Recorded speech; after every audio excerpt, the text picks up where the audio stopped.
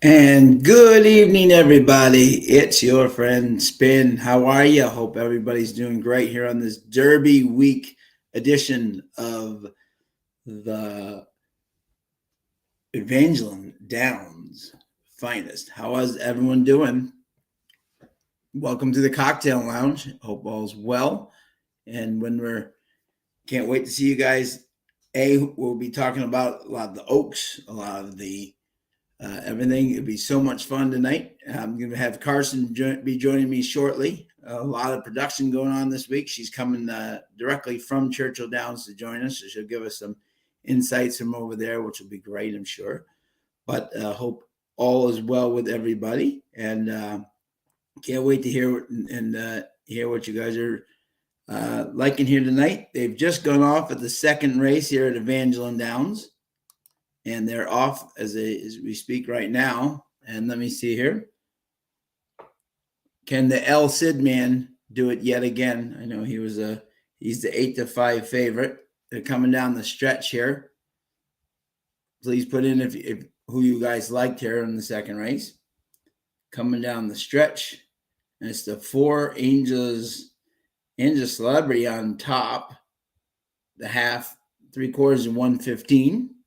Coming down the stretch, and Angela Celebrity is just moving out and taking names right now. A couple of horses trying to chase in vain, but there will be no catching Angela Celebrity there with Casey Foussier for Sarah Delaney. She just took this field right out. Second was the 6 for Harper. I don't know who came in third there, but so we are underway at Evangeline here on the Cocktail Lounge. Love having you guys all here. Say hello. Let us know what you're liking here tonight, and we'll be talking a lot of Derby and everything else. And we got Kevin in the house here. Kev, how are you, my friend? Great to see you.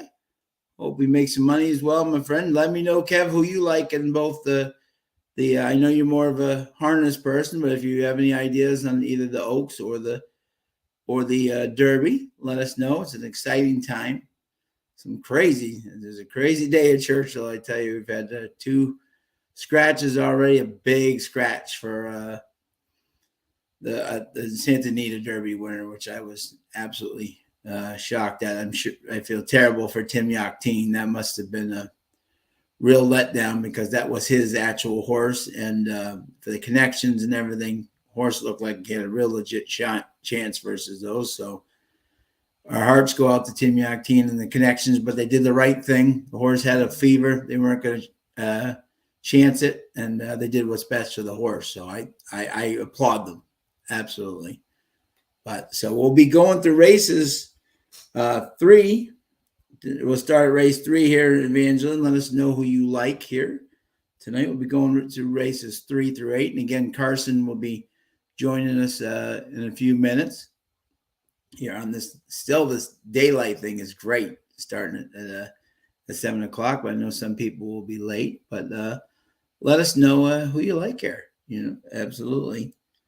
As far as and I'm very excited. My good friend Kazushi Kimura will be now riding in the Derby because unfortunately Safi Joseph's horse Lord Miles had to be scratched, so in comes Kazushi and his horse. So no chalk. Hello, sir. How are you? Hope all's well. The Trust the Prophet boys are very, very busy. The amount of content that they have been working on. I mean, this is like and they have jobs. The round the clock effort they have done this Triple Crown season has been nothing short of amazing, and they should really be absolutely applauded for what they've done. But absolutely amazing job. They they deserve a world of credit. Amazing guests. They've just had. If you're not prepared, you haven't been watching their stuff because they've had people more than prepared. That I know he's got the Wolf of Oaklawn tomorrow. Matt does doing the Oaks card, and then he's got Sarah, who's so talented outside the lines, and she's awesome. She'll go through the Derby card with them, so they will definitely help you make some money. So, see, Kevin is really interested to see Angel of Empire, Kev. That's my top pick. I think around 6-1 may be the thing for the and.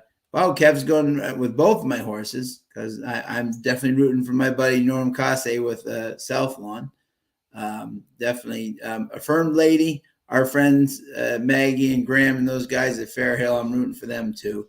And of course, you can't throw out Wet Paint, she's just been magnificent. You can't take anything away from her. She's going to be one tough. I don't quite know yet to do with what to do with Landeros's horse, but after all these horses that have been coming from Turfway have just been killing it at Churchill. So I mean, two fills and this thing, both the Turfway animals have to be included because right now the Turfway horses are just coming over to Churchill and they're just kicking butt. So anybody who's got the opinion that they're coming off the poly to the dirt, man, those horses are kicking butt right now at Churchill through the first couple of days there. So definitely something to watch out. Hombre checking in. Thank you, my man. Absolutely. Thank you for all the amazing work you guys are doing. I know Hombre probably hasn't slept in like 4 weeks, but it's all been worth it for bringing all the amazing programming out to everybody. And he deserves a load of credit. Him, Matt, Colin, everybody involved. Just an amazing job. Absolutely. The four of them have done an absolutely amazing job, and they deserve tremendous credit. So, exactly. And even the prophet, all four. But let us know who you like here tonight. We got it's a little early, so we got the crowd going here, but we're going to start with the third race tonight here at Evangeline Downs. And a shout out to Rob Toole and all the great people at Louisiana Downs, putting out a great product. It's 84 and sunny down there tonight, so there's no excuses on the races tonight. No slop like we had last week, but we did good last week, so we're going to continue to try to build off that. So that'll be fun. But yeah, for the Oaks, Kevin, I do like South Lawn. I do like Affirmed. I do think Brendan Walsh, one of my favorite people, his horse pretty mischievous on the outside. She's a pretty talented lady. Got to watch that one too. That one will definitely take some beating. But that's going to be a fun race tomorrow, 14. What a great two cards we have both tomorrow and Saturday at Churchill Downs. So that's great. Yeah, so we'll look into a little bit here into race 3 coming up here at Evangeline. But any Derby tonight's definitely about Evangeline, but tonight this is Derby week. It doesn't get better. Oaks, Derby, whoever you like tonight. Let's discuss. See who you like. I'll tell you my opinions. You asked me and I want your opinions too. I want to know why you like a horse and what you see. Exactly. Mage is an interesting horse. I'll tell you right now, Kev, he's an interesting horse. Talent, no doubt. And can he win? Absolutely. And for anybody to win the Derby, if Javier could finally win that Derby, that'd be absolutely magical. For some reason, the second place horse in the Florida Derby, for some reason lately, has just been awful. I don't know why they don't show up in the Derby. They haven't been good. I know, what's the name? The Freak, Bodie Express was like 99-1 when he was in the Florida Derby. But just the second place horses just haven't seemed to show up lately. And I don't know why that is, but hopefully he can reverse that recent curse. So, very good. So let's see how many minutes we have here until the third race here at Evangeline Downs. And again, anybody who wants, we have about 14 minutes to go here. No scratches, which is great. And so anyone who is, and we got Tim. How are you, Tim? Sun, Thunder, and Disarm, my long shots for trifecta. Let me tell you, Tim, I saw Disarm today. Did he look beautiful? My God, is that a striking horse? And definitely a pick that I would definitely consider to to be your long shots. My long shot happens to be Skinner. I think Skinner's going to love the distance. And interesting with Cyclone Mischief drawing in today, there's a lot of speed now there, and with all coming out from the outside, we're going to have some people gunning for that lead. So I think this is going to be a fascinating jockey's race. Obviously, with 20 horses, anything can happen. But Mandarian Hero Chalk getting in. My boy Kazushi Kimura is on his way right now from Woodbine down to Churchill Downs. He's very excited. I'm so excited for him. He's a great kid, great talent. Showed him Santa Anita this year that he can more than hang with the big boys. He's only 23. He's very talented. So, but Cyclone, Zach and Mandarin. I mean, he ran a huge race in the Santa Anita Derby. So I don't know how you could like the Santa Anita Derby winner, but not him. Now, granted, I think he had a little bit more in the tank, but Mandarin got right up to his neck. So I definitely think he is definitely one that if you're going to use, you have to use him. Marla, how are you, my friend? Happy Derby week. Hope all's well. Let us know who you like, Marla, in both the Oaks and the Derby. Very exciting. This is going to be an interesting odds board. I'm absolutely going to be intrigued to see who the favorite is. Does Forte get down to 5-2? Does he go off at more like 3-1, 4-1? How much does the Japanese horse get bet now that he's out of the 17 post because of the scratches? I mean, it's just going to be a fascinating thing for sure. So, and let us know who you like at Evangeline Downs tonight. We will definitely be playing along here. And again, Carson will be joining us sometime in the next few minutes. But so we'll look at the third race here. It's a claiming 4,000, including the LA bred supplement. And in this race here, my first pick was the 2 Knock a Little Louder. I mean, how can you go up against Del Cid? The last 2 weeks we've been doing Evangeline. This kid is on fire. This kid just loves to win. And he's amazing. My second pick was Gallant Star, the 4, Marquez and Husak. Definitely has numbers that would definitely put himself in this thing. He's 0 for 1 at Evangeline, but that was a mile. So I think he could definitely improve. And then the third pick in this race, let me see who I have here. Third pick was the 3, A Fleet Ascent with my boy G Money. So, and no Chalk has a 3-6 exacta box. Let's see who Marla's sticking with Forte. He is definitely a professional, Marla, and I am definitely on the side of that was an impressive race, not an all-out race. He had everything. Trip was wrong. Everything was wrong, and he still got up. That's a mark of a good champion. So, exactly. So, No Chalk has a 3-6 exacta box here in the third race.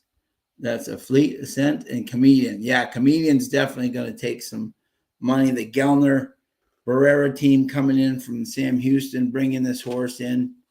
That definitely, I looked at him, definitely. We'll see what the odds are here. Yeah, Comedian 2-1, taking the favorite right now. So this is going to be a fabulous first race for us here. Let us know.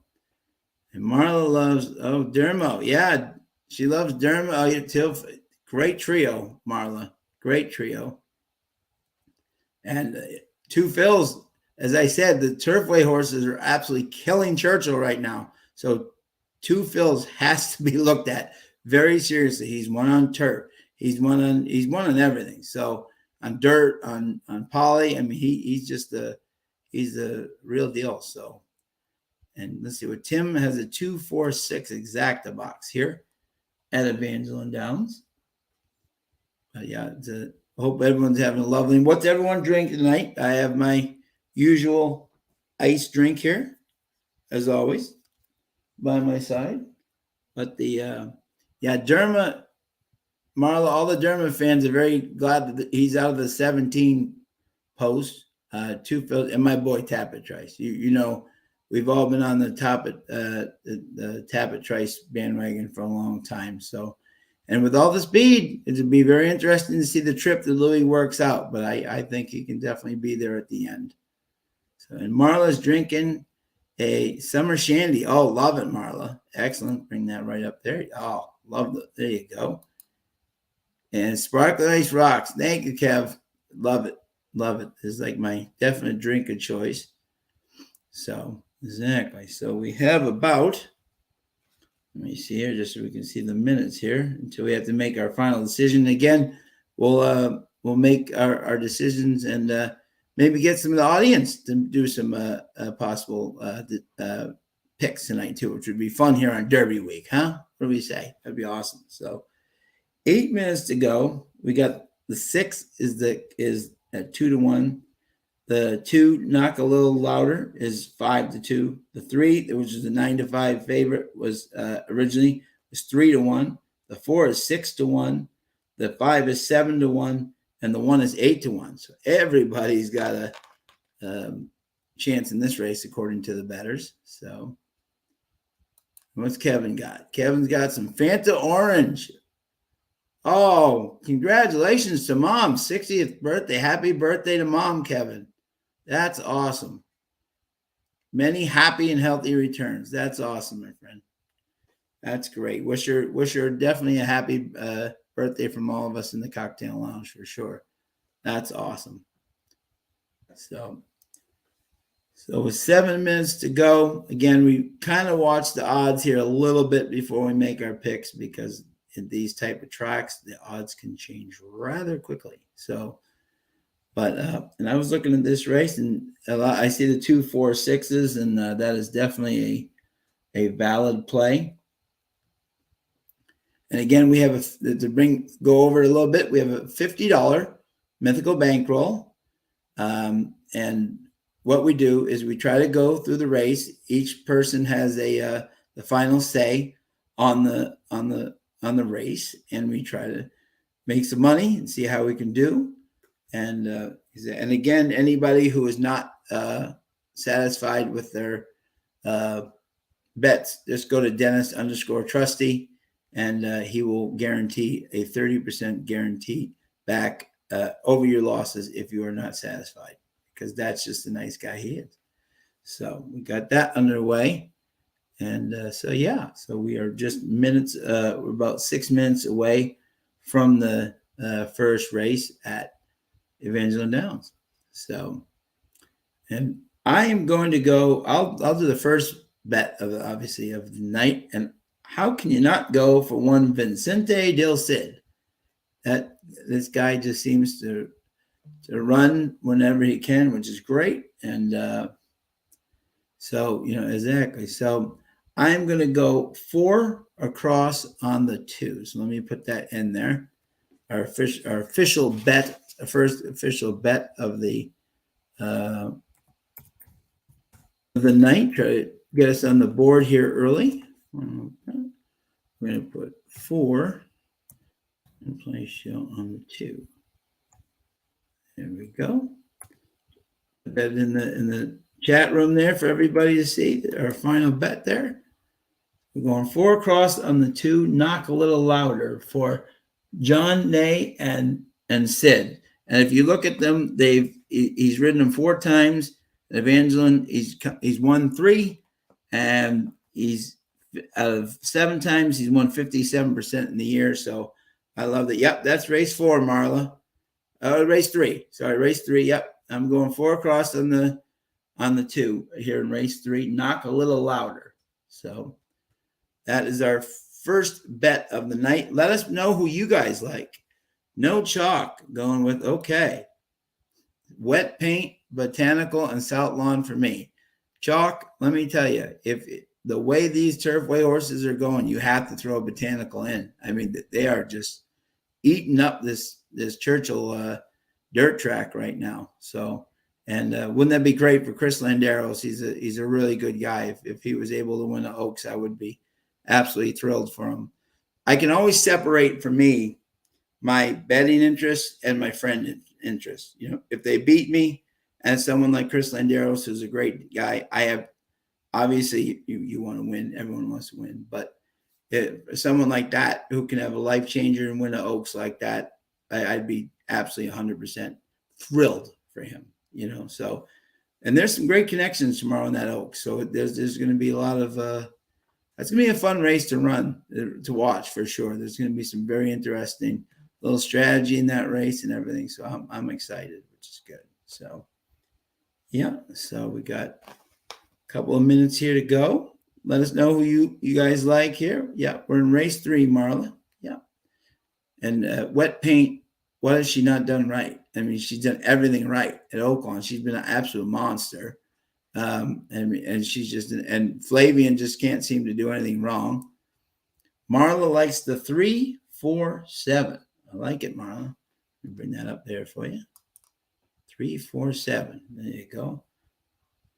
Going against us, but I like it. And you go for who you people like. We try to kind of just tell who we like, who we don't. But the great thing about this game, you bet who you like. Don't exactly take our advice for sure, but at the same time, definitely if you like a horse, go with it. And that's great. 3, 4, 7. Absolutely. So we're 2 minutes to post here at Evangeline Downs. And Tim O's got pick 3. Let's see. 2, 4, 6. Let's bring that up here. 2, 4, 6 with 3, 9 with 5. Ooh, I like it. Okay. Very exactly. So this is interesting. Tim has 2, 4, 6, and Marla has 3, 4, 7. So I think someone hopefully will do well out of this group, which would be great. Yep. Marla, the great thing is, honestly, this is only our 3rd week doing this. We don't really know a lot about the track yet, which is great. So this is a great learning experience together. This is why you don't bet big. You don't bet heavy. You learn the trainers, learn the jockeys, which is great. So exactly, we're all here to learn, which is great. So that's nice. And they have nice weather. They're usually on the turf, which is great. So it's very solid racing, and they actually run on time, which is which is a remarkable thing. So, but let us know who you're liking out there. The horses are starting to get to the gate right now. We're 4-1 on this. Our boy G Money is 5-2 on the 3. And the favorite is 3-2. Comedian taking some heavy play here. The Texas shipper. So exactly. So it's going to be a very interesting first race for us here with 1 minute to go. And then let us know again. Tonight is definitely about Evangeline, but it's also about the Derby and the Oaks. And let us know. Yeah, absolutely, Marla. 7 could. When these races, $4,000 claimers, one horse to come on V. Oh, yeah, absolutely. Got Albert, got the Apprentice, the Bug Boy on him. And the last race was bet, just didn't, but he was the favorite last race, didn't run, but he could have needed a race coming back from Fairgrounds. So exactly. As Marla says, this is the big point right here. All in good fun. So that's great. But let us know who you like here in the Derby and the Oaks and any questions, any horses. If you have a question on a certain horse, I would be more than happy to try to give my opinion on any of them for you. And buckle your seatbelt. Well, we could have a whole different field on Saturday, but I don't think there'll be that many more changes. But we will be watching and monitoring that. So no chalk. Let's see here. No chalks. Pick 3. 3, 6 with 9, singling the 9 in the next race with 5, 6. So bringing home chalk.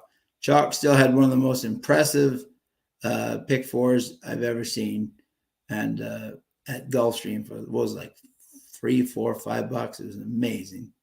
So exactly, yeah. So yeah, interesting. Yeah, exactly. So he finished last in his last race, and now Dell said, "Yeah, interesting, Tim."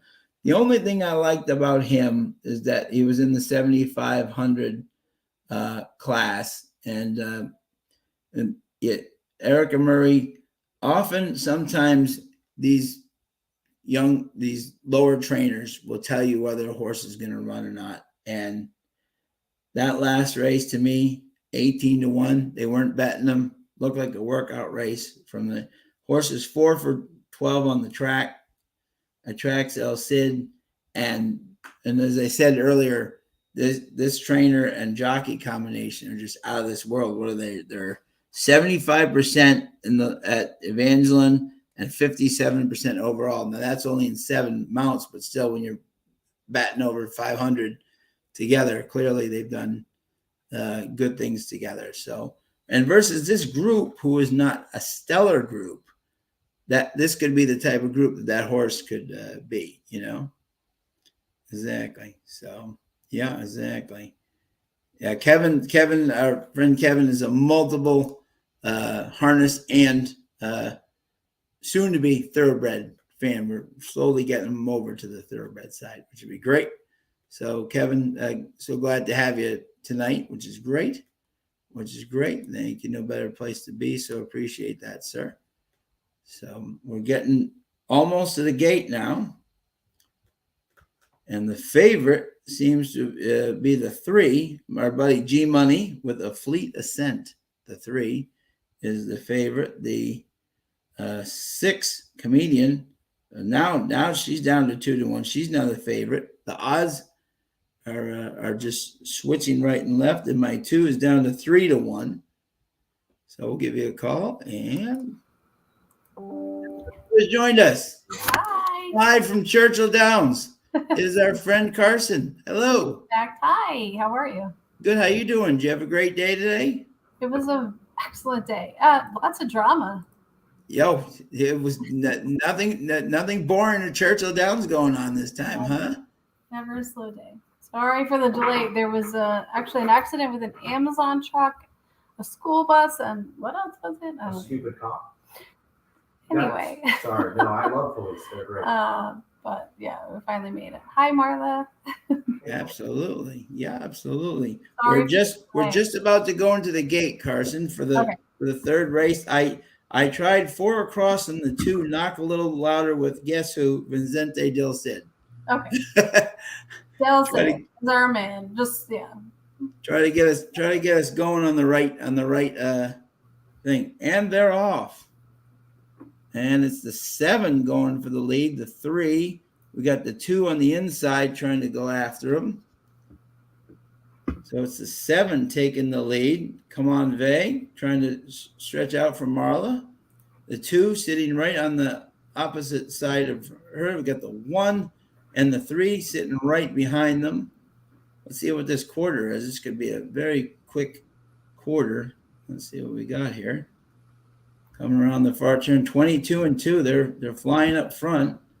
Come on, Vay, trying to take them wire to wire. The 2 trying to close in, knock a little louder with El Cid. The 3 right behind them. The 1, the 4, and the rest are behind. They come around the turn, 45, and it's the 2. Knock a little louder, trying to take over. The 3 trying to close in on them with G Money. Down the stretch they come, and it's the 2. Knock a little louder in front. The 3, a Fleet Scent and G Money trying to catch them. Down the wire they come, and the 3 is overtaking the 2. And who's this coming like a freight train? Someone's coming on the outside. It's the 4, Gallant Star, to the line, and it's 3-4-2. Okay. So I think, now this is funny, Carson. I believe that it came in 3-4-2. And let's see here. So we had one person that had 2-4-6, and Marla had 3-4-7. So Marla, great job. All right. Way to go, Marla. There we go. Bring that back up for the people. Way to go, Marla. Great.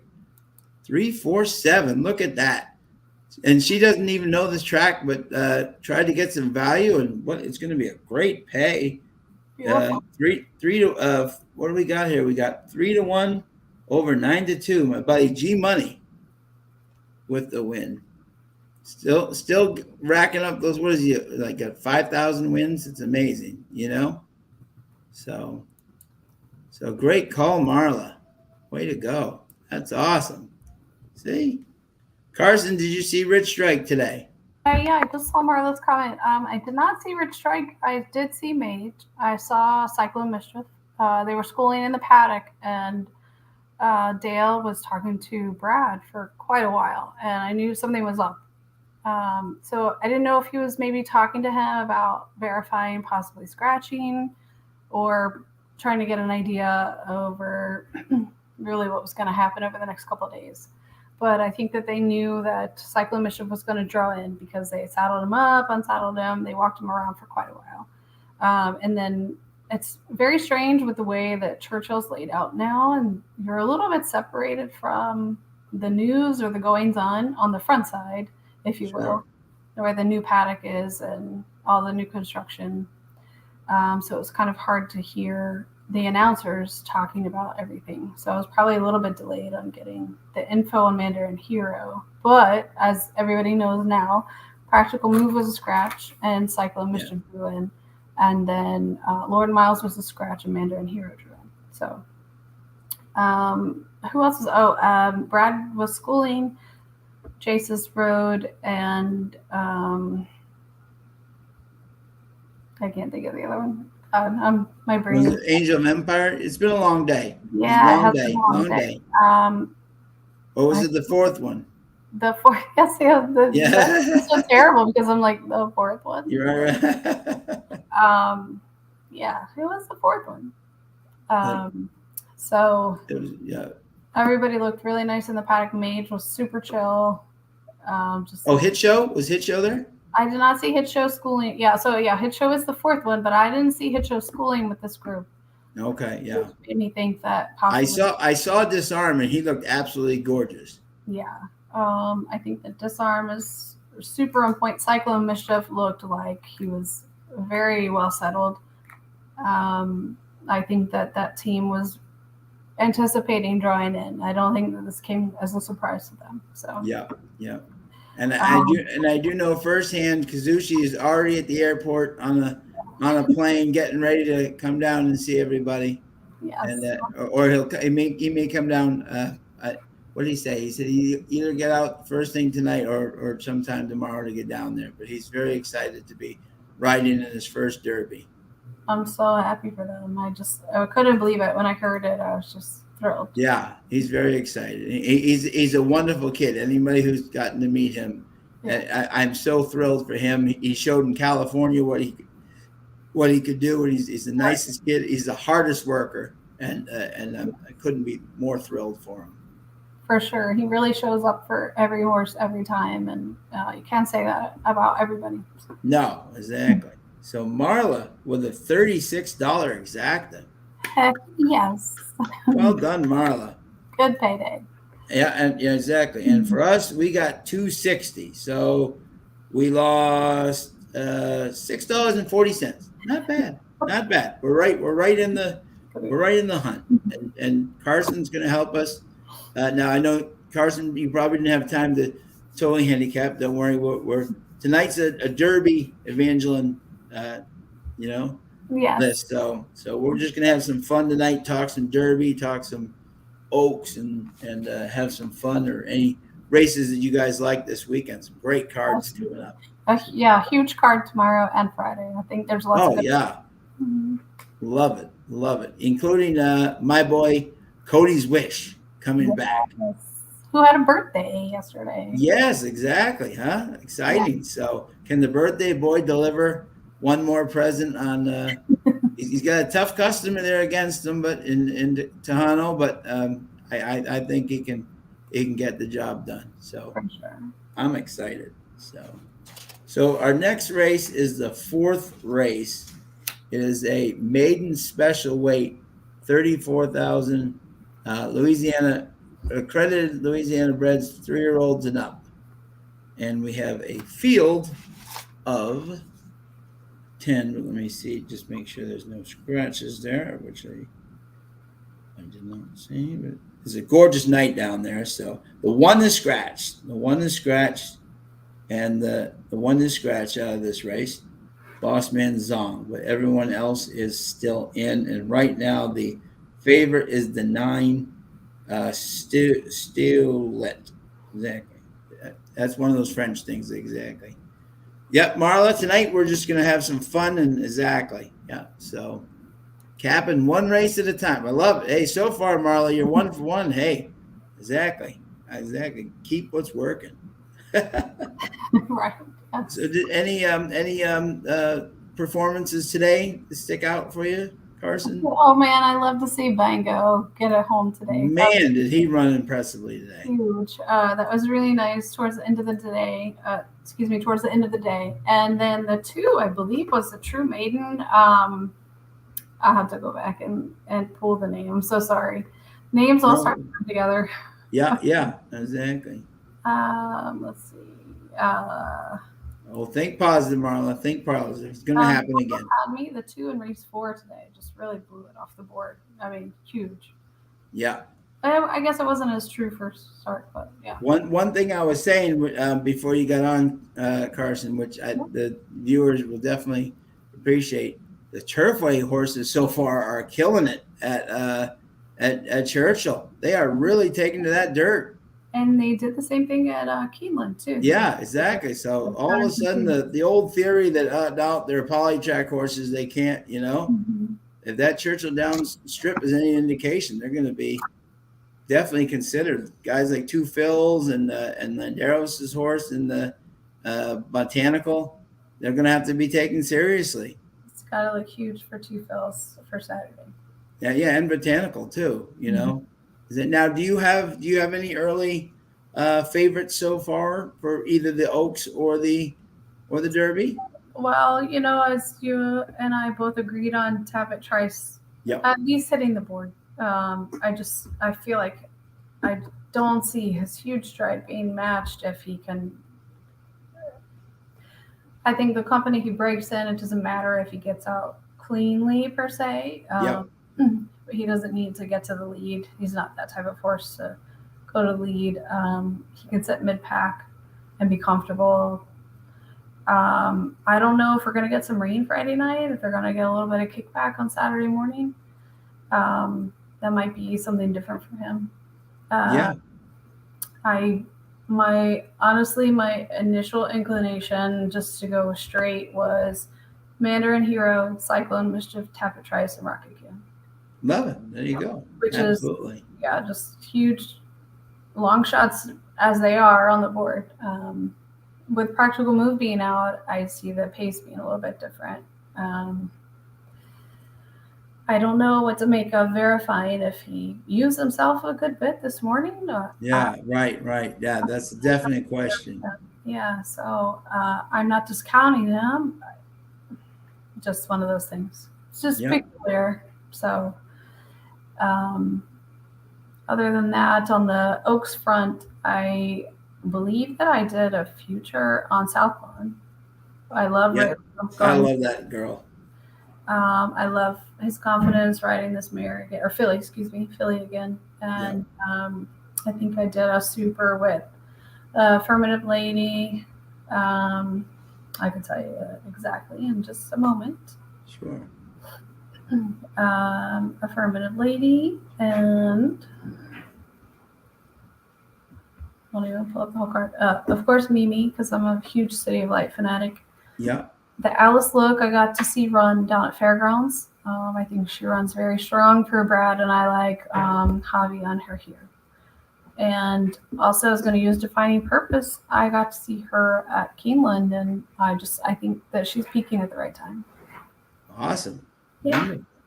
It's going to be a fun race. Exactly. And let's see. Exactly. Tim. Look at this. We have a legend. Tom is in here. How are you, Tom? Hope all's well. He's getting ready for the opening of Delaware soon, which he'll be excited. Thoughts on Motion's horse? I am definitely rooting for Maggie Cammett and Graham and all those guys down in the Fair Hill. Definitely excited for them. I think she's got a big chance. And I mean, anybody who has Louis Saez on their back, I mean, good Lord. You have to really respect that horse for sure. So Tom, I definitely think she has a very big chance. I was my three were, I like her. I love South Lawn. And Norm thought she was going to be a star too, was a little bit behind, but I think she's really showing now what her potential was. And then obviously Wet Paint. I mean, what she hasn't done anything wrong. That's what's great. This Oaks Field, I really believe there are 8-9 horses. If they run their best race, they can win, which I think makes an exciting race. Even Brendan's horse. I mean, who's hotter than Brendan Walsh right now? With Mischievous, Yes. on the outside, she's very talented. But Tom, to answer your question, I definitely think that she has a chance tomorrow. She's a little wild, Zaga, but she likes to run. So I think it's going to be a fun race tomorrow. And I hope it doesn't rain on them. Obviously, if it rains, we'll have to kind of adjust our picks and everything. But do we think it's going to be rain tomorrow, or do we think? I think that it's supposed to come in later. Obviously, you never know. My luck is that when I'm covering stakes races, it rains only during the stakes. Yeah, right. Gotcha. Okay, gotcha. I really don't know what the weather pattern is going to do. Kentucky's just in such a weird spot. I think I'll hope it's coming in after they run. But even if it comes in before, I would even move Affirmative Lady up. The air gates seem to like the sloppy track. Yes, absolutely. I wouldn't count that against her. No, and Tim writes Wet Paint is going to roll all over this field, and she has done nothing wrong. Tim, I can't not say that she's not the favorite because she's done everything right in the mud, in the fast. She's on the pace, off the pace. She comes from out of the clouds. Flavian's done everything right with her. Very true. And Tom, have a great night, my friend. Thank you for checking in. But yeah, I would definitely Wet Paint. I mean, how can she not be the favorite? She's done nothing wrong. So, and Flavian, I was just saying to my friend the other day, if you look at all the Derby prep races, what money did you win if you just bet Flavian and Louis? They won together. I think they won combined 80% of the prep races. So I know. Yeah. What a year for Louis and Flav, So still winning, but you're not getting a very good return. No fault to them. Oh yeah, absolutely. So anytime you got them, it's more than a good thing. Mm-hmm. So okay, so how many minutes do we have in here until Evangeline race 4? Let's see here. We got 8 minutes to go. Tell us who you like. 77 degrees in Louisville tomorrow, Carson. Not too bad. That can be a humid 77, I know, in Louisville. Yeah, it was actually pretty dry today. It was beautiful out. I don't think it hit 75. I could be very mistaken. It was, the sun was warm, but it wasn't like that humid South Florida heat, where you're just boiling in it. So my gauge is off with regards to that, just coming out of Florida. But definitely got some sun, as you can see. Yep, definitely. Yep. That's great though. Yeah. Let me see actually what it was. Yeah, 77 for tomorrow. So nice. Awesome. It looks like the rain will come until tomorrow night after, and it may even be pushed out further. So we'll see what happens. That's awesome. Mm-hmm. Marla in this race is going with the 3-4-5. I like it, Marla. I like it. She went against me and won the other race. And as I said to people, that's great. If you like a horse, go with it. I always say that. Just don't listen to everybody else, just because if you like a horse and you feel good about it, go with it. And boom, Marla, you won race 1, which is awesome, or race 3, which is awesome. Any horses standing out for you here in race 4, Carson, or? I actually like the 3, and I didn't even notice it. It was Del Cid. Huge odds, and I'm just kind of surprised. I'm wondering what I'm missing, actually. So I'm gonna go back and look and see. Yeah, no, he was my third pick. Exactly. I like the early speed on him. I am certainly not familiar with this trainer, so I apologize. Looks like the 4 is a trainer I'm familiar with, Ronnie Ward. Yeah. Yeah, the 11 getting no love there. I was a little shocked by that. Yeah, I don't really understand that with Barrera up. I think that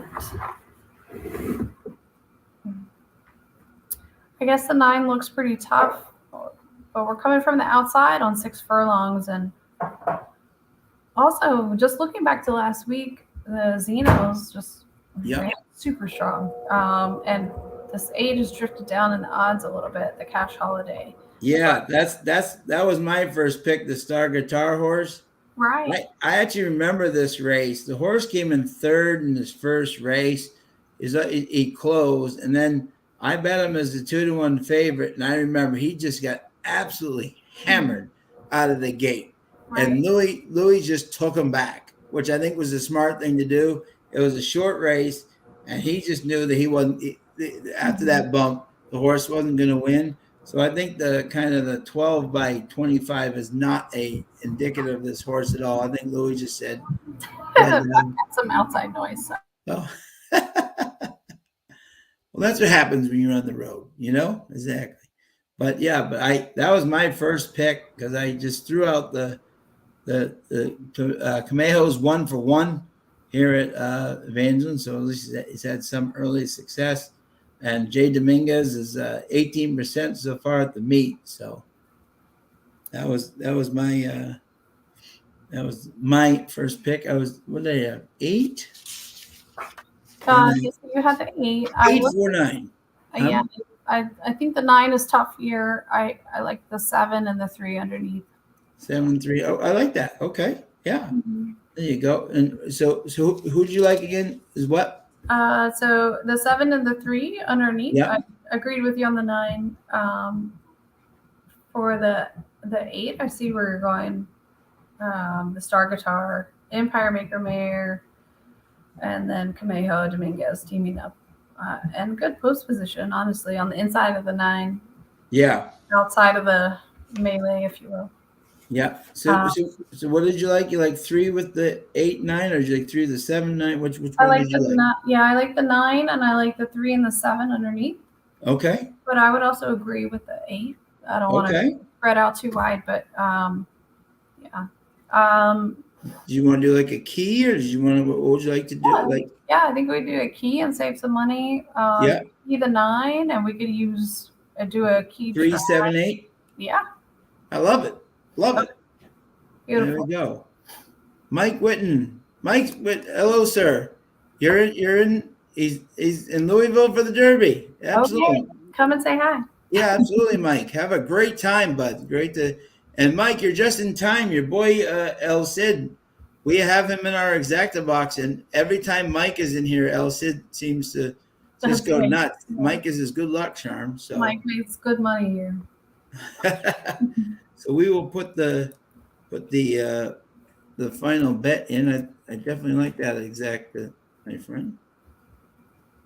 Bet.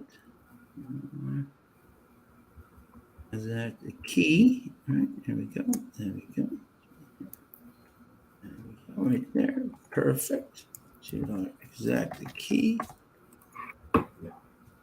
9 with the 3 7 8, right?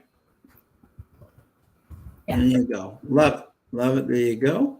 So that means that for those that are joining with us, the 9 just has to come in first and second, and the 3 7 or 8 have to come in with them. So an excellent bet, our friend Carson here.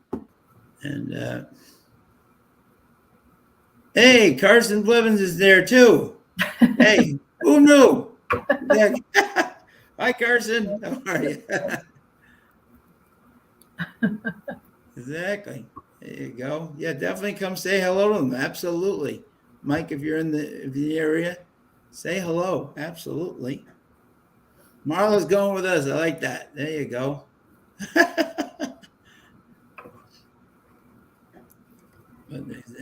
That's great. Does Mr. Blevins have any opinion on these races? Mr. Blevins? Any opinion? No. Stand by. He's standing by. He's standing by. There you go. Love it. Love it. We have 1 minute to post here. There you go. See? There you go. Look at that. Right there. Boom. Already a winning day for one Chad Blevins. See? Exactly. There you go. Excellent. Excellent. So we have 0 minutes to post. And our 9 is 6 to 5. The 3 is down to 5 to 1.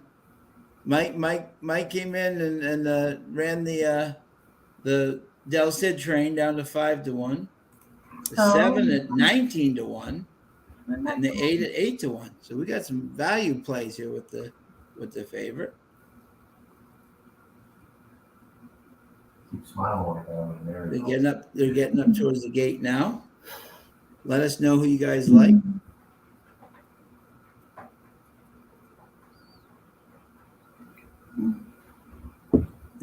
They're slowly making their way to the gate.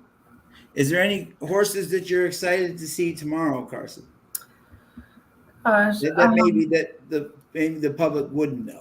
Yeah, I know. I hate to. So I feel like Mimi doesn't get a lot of exposure because she's been overseas. Yeah.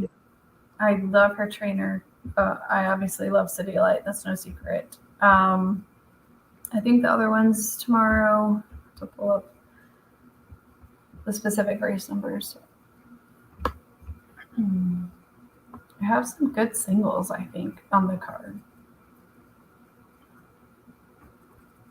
Yeah, Michael Barcelona, I see, is in to ride. Yep. Yeah. And I see that Christophe Lemaire is in too, huh? And Grant has the Magic Palace is a Palace Malice, of course. Yep. And I believe it's race 1, the first race. Big fan of Palace Malice.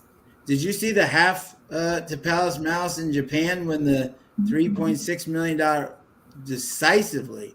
Oh, really? Yeah. She won $3.6 million race with Christophe Lemaire. It was the half to Palace Malice and just destroyed the field. Yeah, I just feel like we've really, really, really shorted Palace Malice on his credits here. And I have not used him well. Oh, yeah. I don't know what I'm talking about. So I always remember. I'm not a bloodstock agent, so I can't predict the market. But if I had the money, I would purchase Palace Malice. I love it. Not bad. Marla, I have been to the Kentucky Derby twice, and it's an amazing experience. I would definitely recommend if you haven't gone, go. It's a truly a life experience. And have you been, Marla? If you've been, that's fantastic. Let us know if you've been before and what derbies you saw. My first derby ever was Lily T. Pat Day and Lynn Whiting.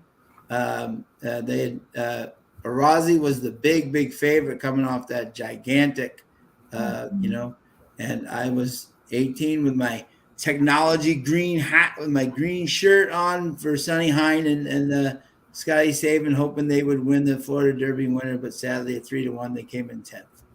So, Marla, you gotta go. You definitely have to go. Oh yes. Yeah, definitely. That is definitely put it on the bucket list. And here's Tom coming in. Join us. Welcome, Tom. After the 2-hour drive back from Oakland. Oh, there you go. Very good. How was the day up there at Oakland? I saw some races there today. Some interesting performances. Nice win by Keith Asmussen I saw there. Mike, let's see. We'll be able to stick around at a restaurant, and I can't pronounce half the words on this menu. Love it. There you go. Now you know you're in Louisville. There you go. Must be good food. Yeah. Oh, Trusty talk. What did you let Trusty talk you out of it for? And they're off. Yeah, why? Oh, so and it's the 6 going for the lead, the 8 right on the outside, the 3 right on the inside, and we got the 6 at 50-1 trying to destroy the apple cart here. The 3 going for the lead with Del Cid, and who's that looming on the outside? I believe that the 10.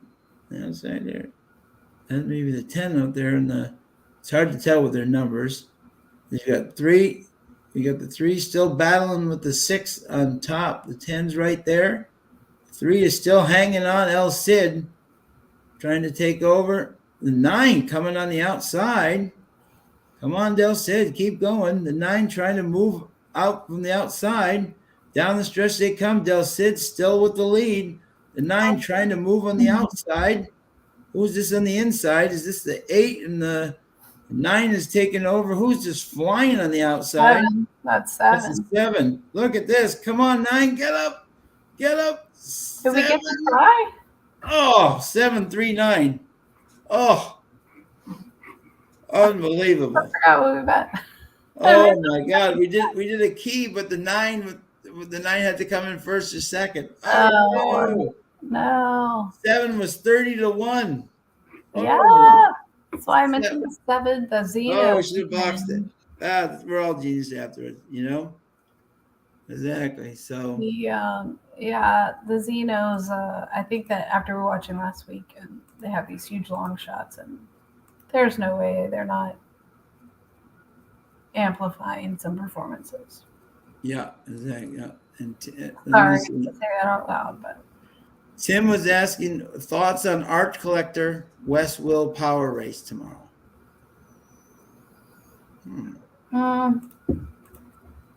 Well, I've got the same thoughts on Cox as I do about the Zenos, so you probably don't want me to be a straight shooter here. Right, yeah. So if you would like to win some money, you better include Cox, but I'm not going to ever discount Mr. Mott in the springtime. Yeah. I think he used his last race as just to gauge where Art Collector was after the Pegasus. And yeah, I think that was a bit of a bounce last time. I think he just wanted to get another race into him before. Right? I think he's going to come back and be the Art Collector that we know tomorrow. That's my opinion. I think that last race should kind of throw out. I agree. I think, obviously Junior knows the horse well. The Realist seems to just be a tough draw at Churchill right now. Yeah, no doubt. Aside, I think Last Samurai is still in very good form, so I would probably use those 3. I know it's not a huge field, but yeah. No Chalk says bet them both. Not a bad thing. Yeah. Yeah, go ahead, my friend. Yeah. Yeah. Tom had a big day, a great day for the bankroll at Oaklawn. Fabulous, my friend. Now he can actually bet the Derby because it's actually Derby time now. So Tom, exactly. Yeah, Marla, what a close. Now, what did Marla? I'm trying to think what Marla had there. Did Marla? Let me see. She have. So did she do the try? I thought somebody did a try. She had exactly. I'm trying to see what she had there. She had 3, 4, 5, but let me see here. And then and then 30-1. Oh my God! The exacta for $1 paid $315. Oh my God! And we had so crazy. We talked about all of these horses, and we had all 3 horses. Yeah, we had the try. Should have done the try. Oh my Lord! Oh, the try paid $572 for 50 cents. Oh, Sean! Dude, oh, we messed that up. Oh, what great! We were close. Wow, man. Close, yeah. Whew. That's incredible. 63-1. Great handicapping, though, bro. Great handicapping. That was awesome. Oh, Marla, did you go with us? Oh, okay. Yeah, leave these Zenos off the ticket here. Yeah, wow, unbelievable. But great handicapping by Carson. Wow, that was impressive. Louis Stokes. And Carson nicely found out that he was a relationship to the former Rex Stokes, who rode up in the. Yeah, so that was pretty cool. Mick replied, and they are related. And Tim is alive to the 5 for the pick 3. Wow. Okay, Tim. God bless Tim. You go get him. How much does that pick 3 pays? Woo. Texas Blue Bonnet. Stokes trying to get another one, and Shane Wilson, coming in from Fairground circuit again. Very competitive numbers on the. And in the 5th race here coming up, we have 7.5 furlongs on the turf, claiming 20,000 accredited supplement for fillies, mares, 3-year-olds and up, which have never won 4 races. And we have a field of a nice field of 8 here. So coming up. So let us know who you like. So Tom is to avoid all the Churchill Downs action this weekend. Okay. Okay. There you go. Well, Tom is broken even officially on the Kentucky Derby for 2023. Not many people can say that. So he's already ahead, but good luck with Oaklawn. I think Keith Asmussen should win a couple more this weekend. He's riding really good, by the way, Keith Asmussen. Out there, giving him a lot of credit. So we have 17 minutes until race 5 on the turf. He switched to the turf. Tim's best bet tomorrow, Carson, is in race 7, number 9, Money's Gold. Is that Pletcher's filly? Yeah, I mean, how impressive was that horse? Yeah. Wow. That horse just shot up like a cannon. That horse would be very tough to beat. That is one talented horse. Agreed. So, but best of luck to Tom for Oaklawn and Evangeline. Exactly. Yep. Thank you, Tom. Very. I appreciate it. Yep. Exactly. So. Very appropriate.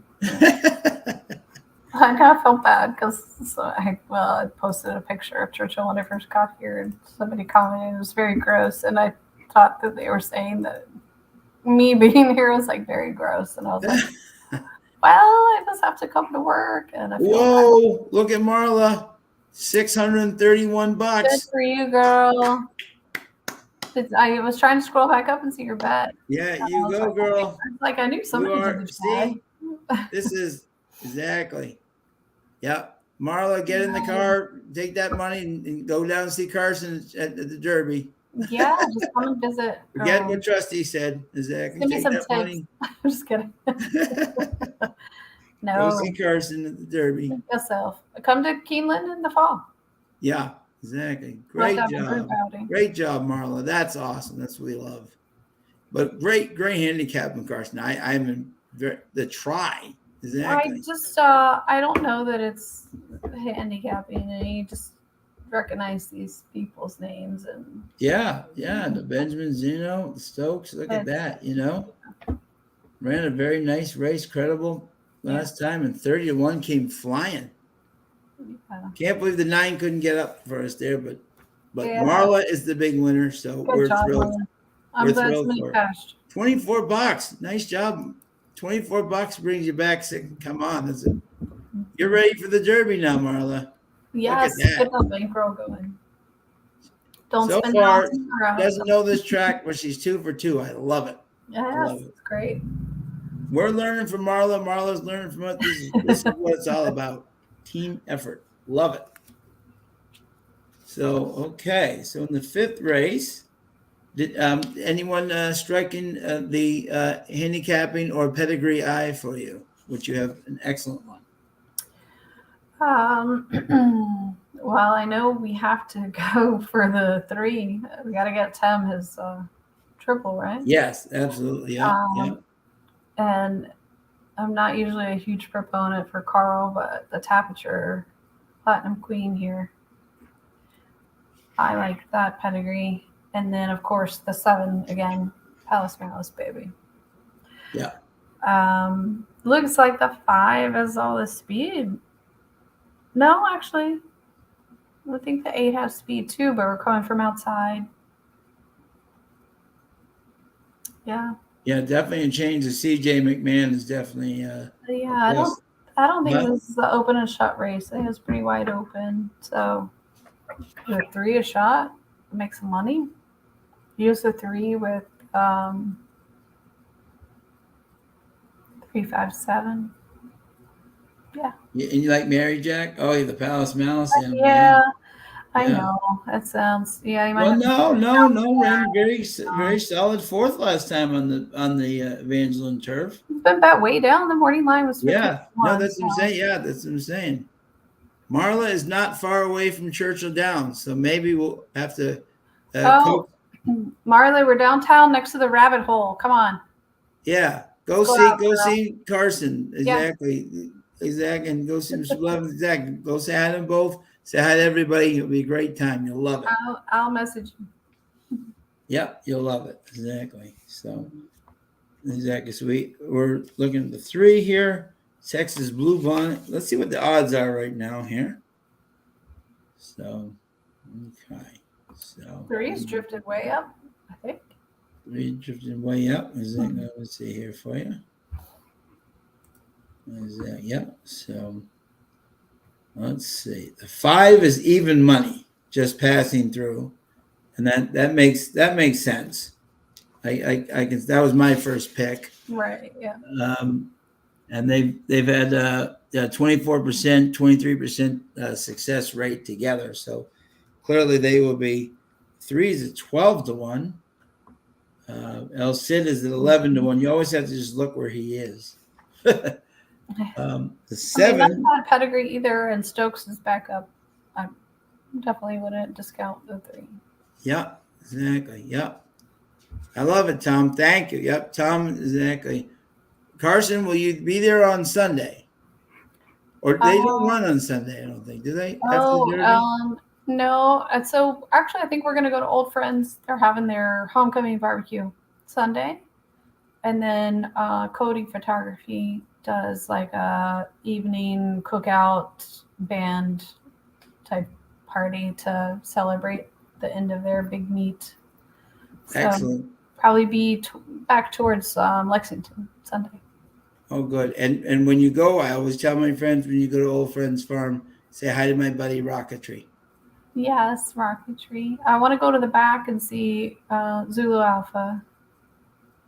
And actually, there was a son of Dirt. So I pronounce his name wrong because it always sounds like Dahmer.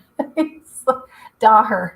Yeah, Daher. Yeah. Daher, yeah. And he's right there next to Mike's house, and he tries to lure you in for some treats, but he had a couple babies running this weekend, actually. Yeah, absolutely. And Tom, remember week 1, the Lounge won the 7th and 8th. Yep, last week won 6th, 7th, 8th. So here we go. Yeah, and Carson almost just blew up the tote board there with the race 5. So, I mean, we're with race 4. So we're right there. We're improving. Yeah, exactly. So more than that. How many minutes do we have to go here until the race? Number 5. We have 10. 9 minutes. So the 7 has been bet down to 3 to 1. Oh wow. So that's crazy. Okay. Yeah. Yeah, and the 8 is down as at 4 to 1. Blessed Anna from the outside. And the 7's carrying some extra weight too. Yeah, exactly. So all the Palace Malice fans getting together here. It's probably you and do you know Nicole Road Clown from Chicago? Possibly. Yeah, possibly. Yeah, she's like the hugest Palace Malice fan. Oh. Yeah. No, she loves Palace Malice. Yeah. And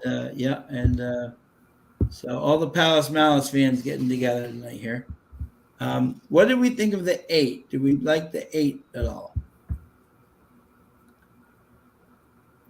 That was a bit of a disappointing race last time, but maybe. Yeah, I do. I like the 5, 8, 7. Like if I had to pick. Yeah. I mean, obviously the 5 has been bet down to get some value. I like the 5, 8, 7.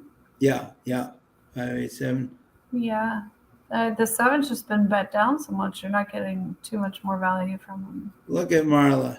Marla is the lady. Look at that. She is amazing. Thank you, Marla. That is unbelievable. Oh my gosh, that's so nice. You are the lady. Unbelievable. Thank you. So generous. Yeah, definitely. Now you definitely have to go and say hello to Carson and the crew. Yeah, I messaged her to let her know where we are. So. Oh, good. That's awesome. Thank you so much, Marla. You're awesome, my friend. Thank you. So all right. So look at that. We're doing exactly. So Yeah. we're doing good here. Yeah, exactly. So now, okay, yeah. So I'm trying to think here. I'm trying to think if we should do like a 3, 5, 7, 8 or something like that. And trying to think of something if we can do a. Let me see here. That would cost us 5 bucks, 3, 5, 7, 8. Cost $12. We could do like a $1 try box 3, 5, 7, 8. You want to do that? Yeah. That'd be a 50 cent. Excuse me. That'd be $12. Or we could do. I'm trying to think. Or we could do it. No, we could even do an exacta box 3, 5, 7, 8. What does that cost? Let's see here for you. That'd be 12. So we could do that exactly. Yeah, because your 3 is definitely. I don't know why the 3 is 12-1, but yeah. I don't either. But then again, you had El Cid. We didn't know why he was down, and then he got bet down. So that's true. Yeah, and then yeah.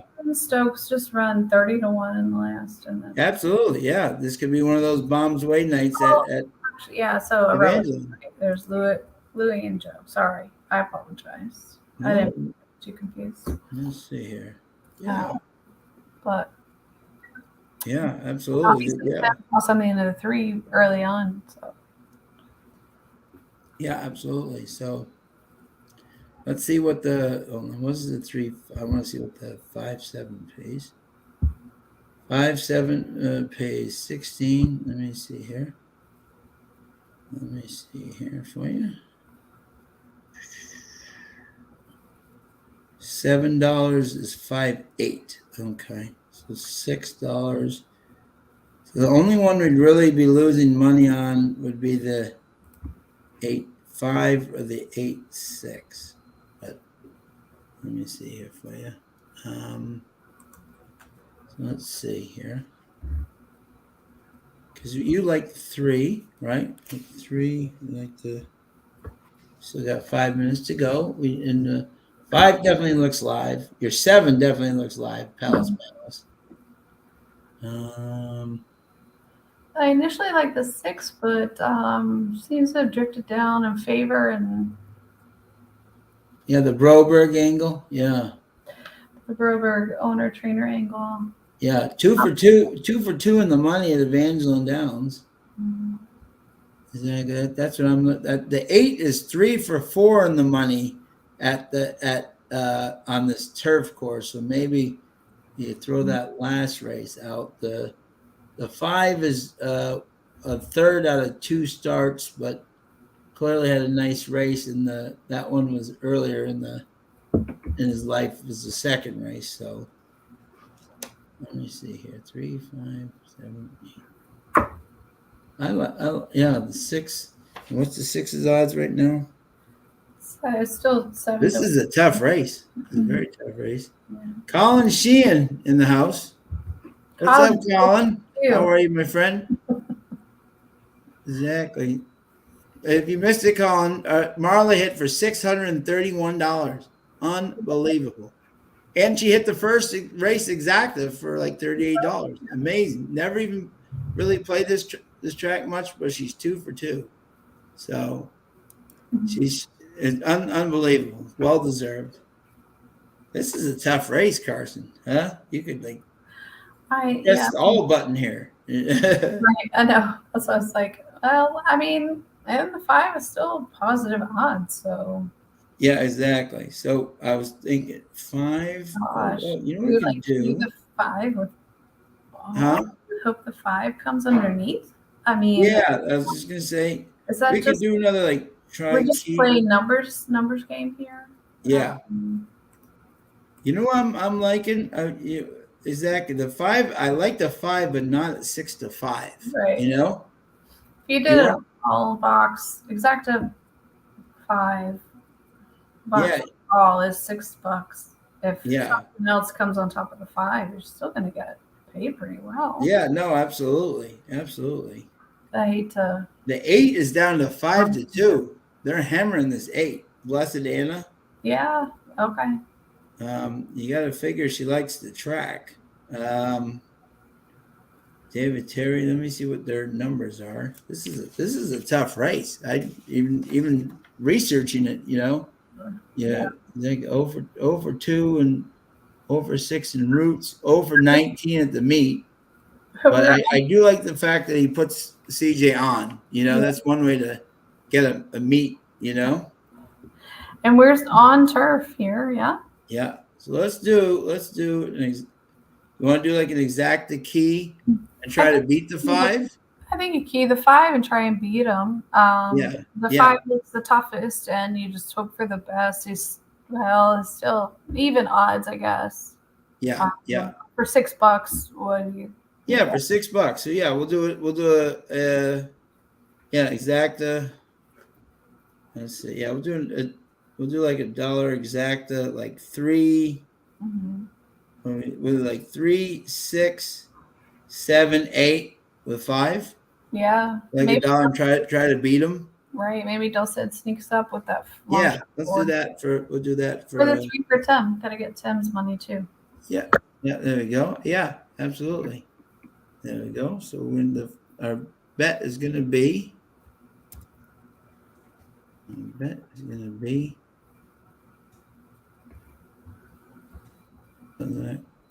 key 3, 6, 7, 8 with 5, right? Yes. 3, 6, 7, 8 with 5. 3, 6, 7, 8 with 5. There we go. I like it.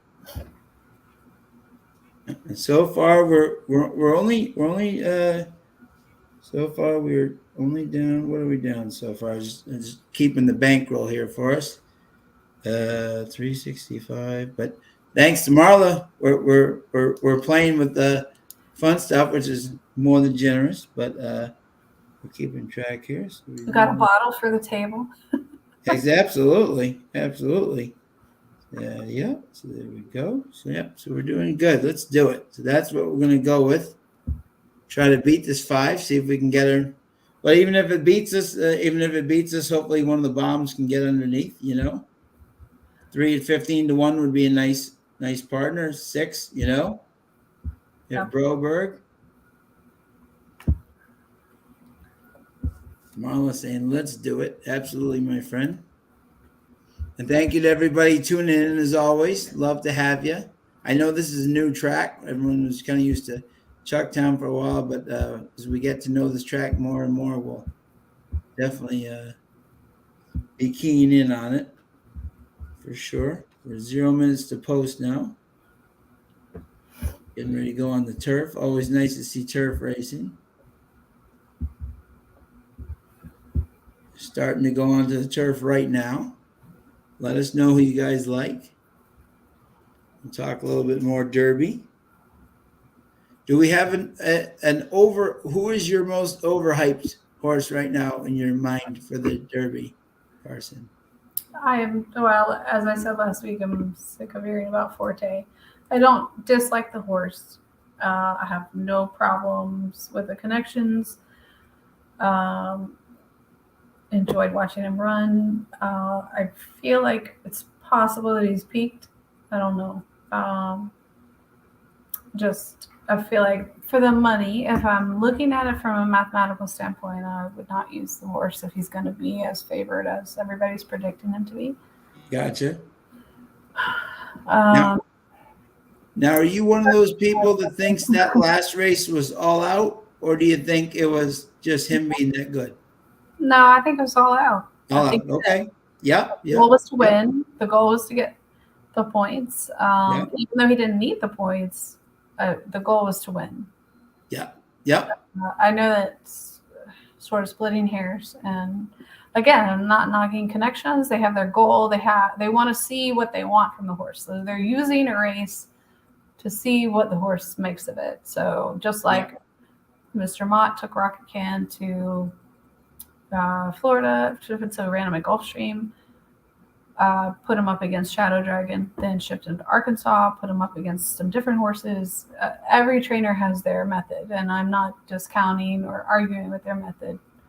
I think there was a reason as to why Todd placed his horses the way that he did, and Brad placed his horses the way that he did, and that's what you have to do when you have so many, and it's probably a terrible problem to have, but also a great problem to have.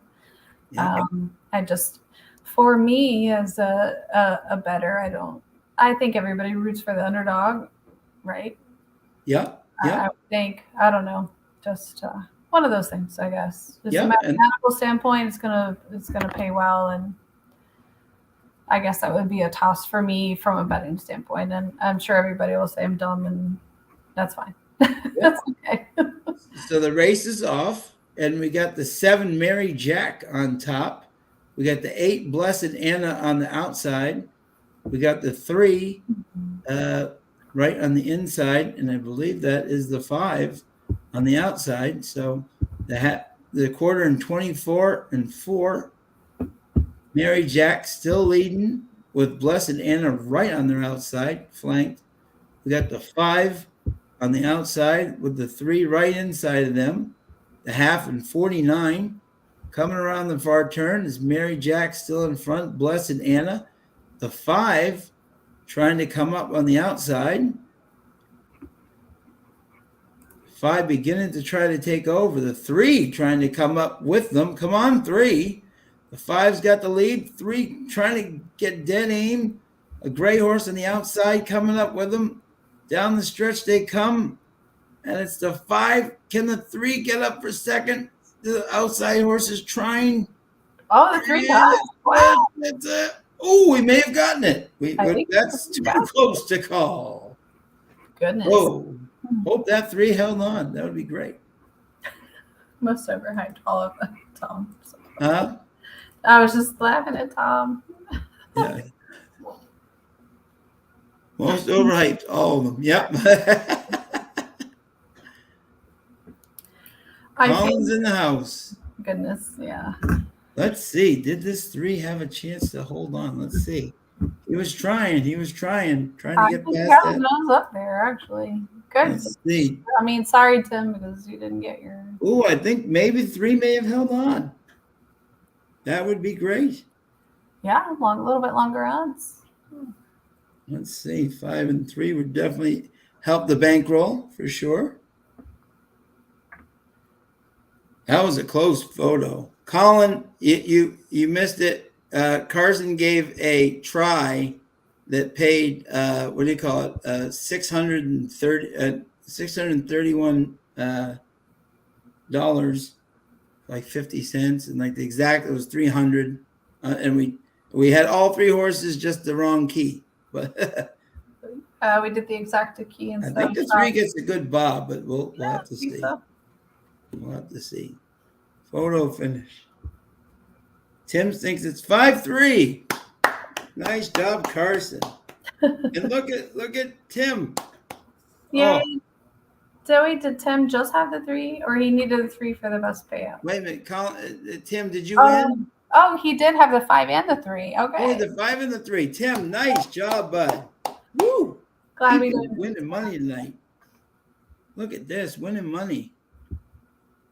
And what did our exacta pay? Our exacta paid. Waiting for the pay right now. What did Marla play that race? Marla, did you play that race? What did you have, my friend? Let's see, 5-3. Yeah, $20.40 for $1. Nice job, Carson. Positive. Texas Blue Bonnet and Tim crushing it. Colin loving it. They were winning in the lounge here. Yeah, I love that 3 paying 10 to play. Exactly. So I put 2. I may have put $1, but it was a $2 bet. We've been doing $2. Oh yeah, this was actually $2. It was actually a $2 exacta because we were doing the keys. So we had to get $40. Nice. So we bet 12 and got 40 back. That was not supposed to be 1. That's supposed to be 2. I just can't type. But But what do you call it? But the yeah, so excellent job. Oh no, that was $1. Sorry, my bad. So it was but still $20. That's a great hit. Well done, Carson, bringing us right back. Only winners in the lounge. Just kidding. Just being silly. Your threes are coming in tonight. This is 3 night. I love it. You're 7, you're 3. Woo. Oh, you didn't bet. Okay. You're smart, Marla. Okay. Marla's 2 for 2 at this track. She's never lost at this track. She's like she's the only perfect person we know at Evangeline Downs. Exactly. Yeah. She's like, I bypass. No one to pass. Right, exactly. She's great. Absolutely, Marla. So excited for that. That made our day. Tim hits a $301 pick 3. That's what we love to see. Yep. Improvement again, Tom. We're getting better and better. Exactly. One of these days we'll sweep the card for you. Who knows? Sweep the card, Johnny. Sweep the card. So I guess this race we just go 3 all because the 3s just seem to be wanting to run faster than everybody else does. Exactly, but the yeah. So Yeah. Now, do you have Carson? Do you have a overhyped horse in the Oaks? Well, I don't want to say it's overhyped because it's a deserving favorite. Wet Paint's a deserving favorite. Yeah. I don't think there's any getting around that. I think the one that's been getting a lot of noise that I don't think a lot of people expected was Brendan Walsh's Dirt Filly. Yeah. Pretty mischievous. Yeah, I correlate Mr. Walsh with turf racing. Yeah. So for him to have a very good dirt filly, this is not bad. It's just like you hear about it a lot more, I think. So since she, I think, was a pretty big upset at the fairgrounds, I think she's gotten a good bit of attention. Yeah, absolutely. So, I don't want to say that there's any. I don't get the feeling it's like a Monomoy girl year. So sure, yeah. I can't. I think it's a wide open race. I really do. I think there's some talented young ladies who could only get better, and I think it's going to be a fun race to watch. That's right, Marla. Teamwork, exactly. And I'd be still looking at that win too. Exactly. Good job. And Tom, thank you, sir. And Tom had a great day at Oaklawn, so we're doing good here so far. Loving it. The 6th race is a 7 furlong, allowance 5,000, purse 1,800. We have a field of 8 again. Yeah. Have to see if we have any Palace Malice horses in here. We have a Palace horse. Oh, we have a Palace horse. There you go. We have the OG. We have the OG of exactly, huh? Look at that. Interesting. Yes, exactly. Obviously the race that Masterly ran last time, the 3, was mighty impressive. Now, interesting, Del Cid doesn't ride that horse. He rides the 1. Right. Which a gelding. Oh, they're all geldings. Oh, we're all neutered. Okay. Yeah. So, I was like, wait a minute. Exactly. So this is the 3 and the 1. The 1's getting super odds. Yeah, exactly, huh? Well, everybody's fading Carl, and I don't know what's happening. What's happening? Well, Carl Broberg is a very impressive 1 for 36. So this track doesn't seem to be fitting his animals right now. Yeah. Which I've never ever seen his numbers at 1 for 36. And that must be his only winner is Masterly. This is his winner. So this is So I repeat the question. What's happening? Exactly. And then Indamage, the 8 is, look what we have. Canada's finest, Robertino Diodoro on the outside with the CJ McMahon. Oh, boy. Yeah. So whenever he shows up, oh, boy. It's kind of like Norm McKnight. Yep. Mm-hmm. There you go.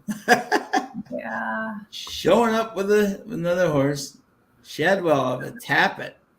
The 6 seems to have the most overall speed, but I don't know what's happening here.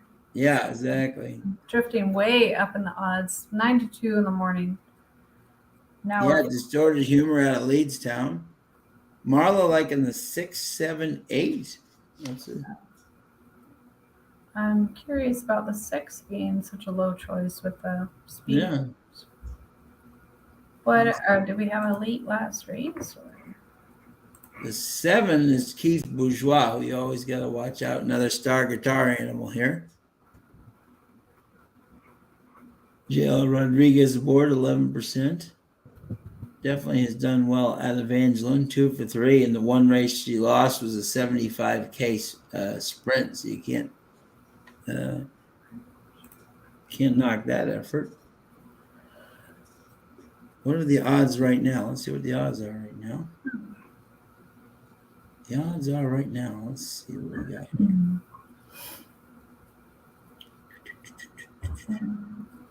The 3 is at 9-2. The 8 is at 4-5. Robertino Diodoro. What a shock. The 7 is at 5-1. The 6 is at 5-1. Golden Palace is at 20-1. The 1 with Del Cid is 9-1.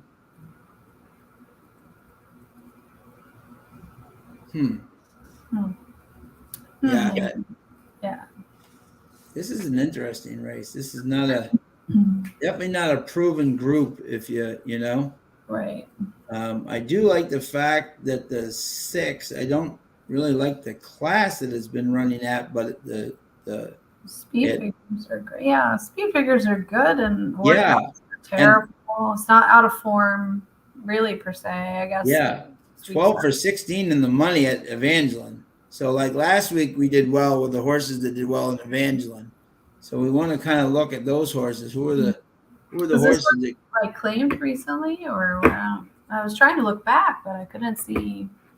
I mean, I know it was in a claimer last time, but yeah, and it was claimed out of a race from Fairgrounds. So clearly, Joseph Phelps had this this race in mind for this horse. Yeah. I mean, 83 starts, 17 wins, 21 seconds, 12 thirds. You don't get much more consistent than that. So clearly the horse loves to be in the money. And got Marquez riding it. And most of its races at this is allowance 5,000s.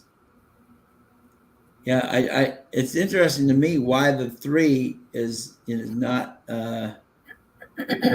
interesting. Timmy Thornton is riding this horse. He's ridden it 1, 2. He's at 2 thirds and a win. And the 3 starts that he's ridden this horse. So clearly the horse likes. Is there any horse that you prefer one over the other? I mean, I think here I'd stick with the 6. I'm not really seeing a reason for him drifting up in the odds other than they're betting for Diodoro and Tap. Yeah, which makes absolute sense. Yeah, I understand. I get same reason I picked the 7 in the earlier race. I get it. I think it's a little more widely known about Diodoro. Our buddy Malathot joined us. Hello, Malathot. How are you? 6 seems like he's going to be clear early speed. Not sure if class enough, but he will be on the lead. I mean, he seems to have the overall speed, not just early. Yeah, right. The track drive seems to be playing that way and doesn't have a bad post because you're in a 7-horse field. So, right. And second and third. Yeah, definitely. Seems very obvious, but I guess that's where I'm dumb, and that's why I'm not a bajillionaire. So. Yes. So let's see Zach. If we look at just the different horses here, El Cid's horse is 8 out of 10 in the money. Now, interesting. Del Cid's horse has run 7 times at this distance and has won 4.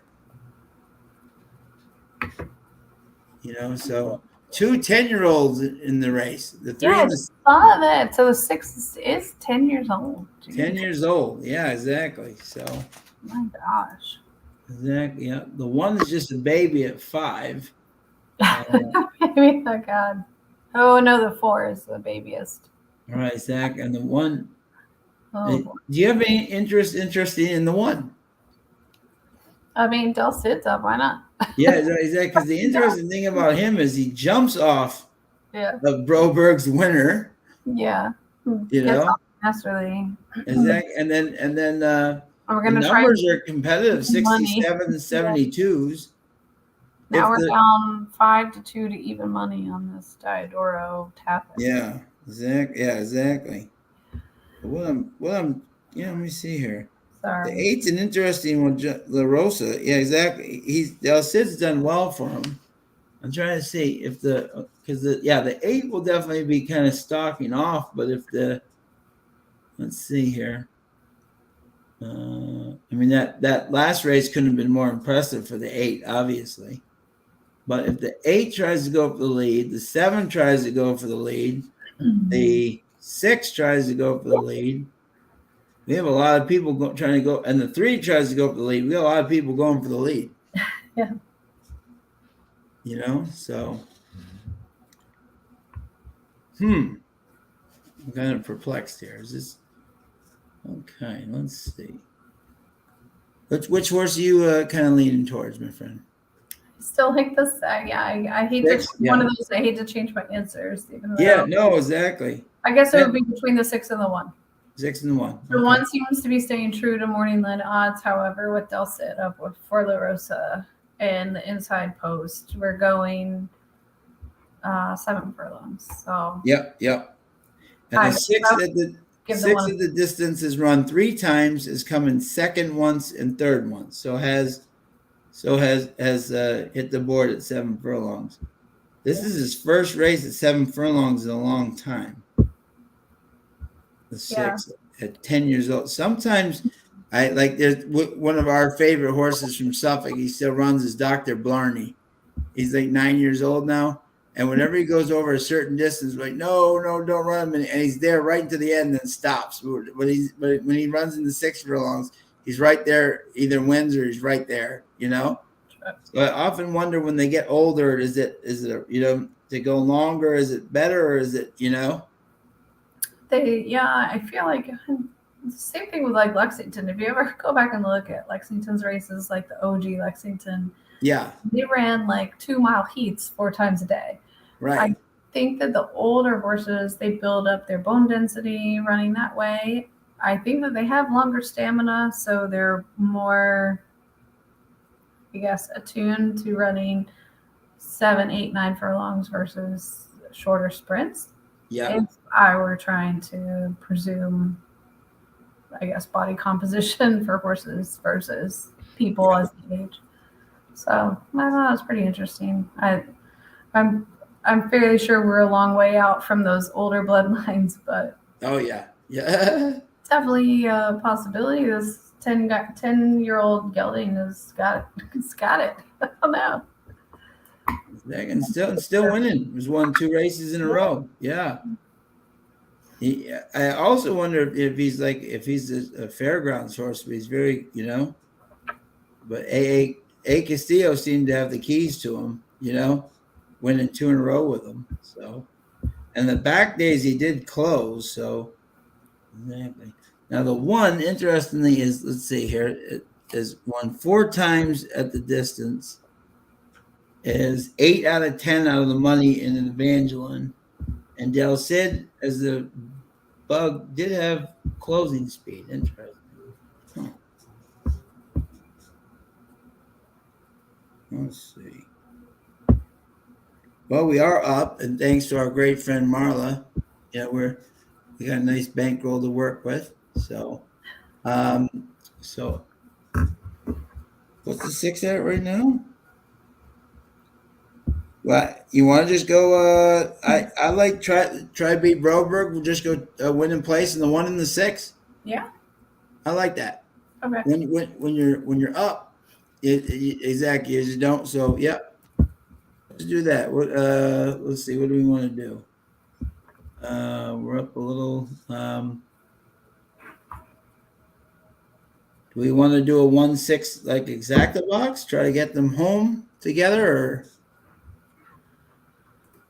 or? Well, yeah, sure. Yeah. Okay. Yeah. So let's do that. We'll do A it. little bit of a cushion. Thank you. Yeah. Yeah. We have a bit of a cushion. Thanks to the great Marla. Marvelous. Exactly. So final bet.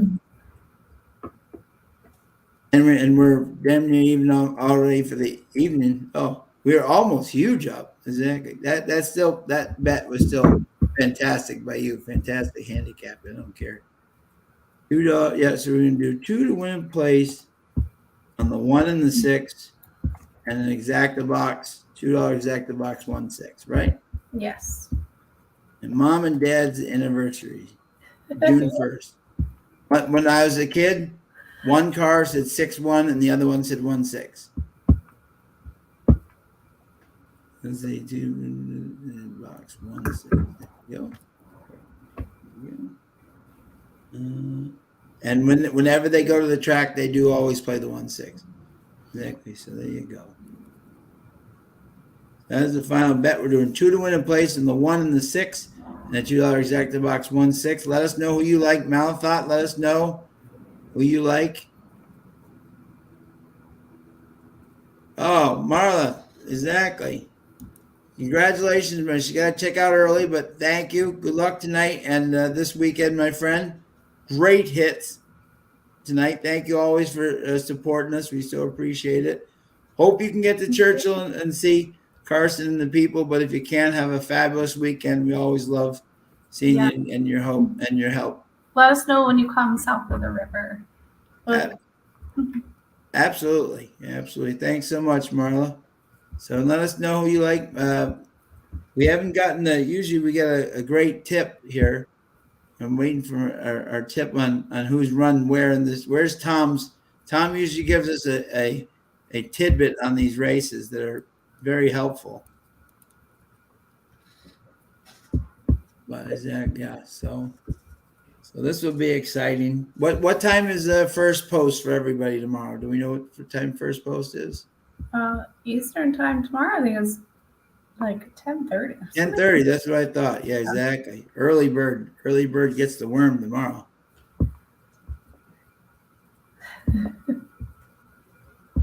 I was so excited. By the way, the other day it was funny. My you probably saw it. I was doing so well at what do you call horseshoe, and all of a sudden I said, "Who's this person that passed me?" It was my dad. On the stable duel, exactly. It was his first ever win. I said, "Oh man, who just passed me?" Oh, it's Dad. So that was pretty cool. So, and hopefully the rain will hold off for you guys until the end of the program. There we go. See how many minutes we got left here. We got 2 minutes to post. Our 6 is 6 to 1, and our 1 is 7 to 1. So not bad. Not bad. Yeah. Now, do you generally, when you're playing the Derby, do you box them? Do you like playing across? Do you like what is usually your go-to for the Derby? So the Derby, I usually box a super just to see if I can hit the lotto. Last year we were on our honeymoon. Finally, it was delayed due to COVID, of course. Right. And we were up in Vancouver in Sunshine Coast, so couldn't wager there. So I have logged in. Oh, that's right. You're in Canada. Oh, I logged in via a VPN and had put in a pick 4 and a pick 5 that actually hit because I went all in the Derby. So should have gotten about $250,000, and it didn't process because TVG went down. That's right. So it ended up saying that it took my bet, but then when I went back to look, it didn't take the money out of my account for the wager. I took screenshots when I made the bet in the selection. Right. Because we were on a VPN, that's obviously not So Oh no. it was just one of those years where I thought going all in the Derby would be worth it, and it was. However, Yeah. Oh. anyway, so yeah, Oh. What a heartbreaker. I think that the verticals will still pay well this year. There looks to be some good singles earlier in the card, and I think a pick 5 will pay pretty well. I think the crapshoot now is still going to be the turf surface. Yeah. Right. Yeah. Right. How it's going to look, and the horses coming over from Keeneland aren't. It's not going to be the same for them. The surface seems to be the hot topic. That's all I can say. Is just the buzz around the track from this week, as the surface is just awful. I don't really know what to make of it. I don't know if it's the turf seems drier, shallower, versus the dirt being a lot deeper than it should be. It's not, but speed was still winning today, so I don't know. I haven't ridden over it, so I can't say. And Yeah, right. Oh. No. Anyway, sorry for that story. How did you not jump off a bridge? Yeah, that's well, because I just got married and I went to Canada. Right, exactly. See, Canada's the promised land. my friend did that great story. He's coming up to the Queen's Plate, right? And he said, Spin, I'm all ready to go. He said, I'm on the plane and everything. He texted me, he said, I'm ready to go. Got the money in my account. I'm all set. I said, dude, you're going to Canada. You can't use TVG. He put $500 in his TVG account. I'm like, how much Canadian money do you have? He's like 180. I said, well, that's what you're using for your trip because you can't use your TVG in Canada. Yeah. So.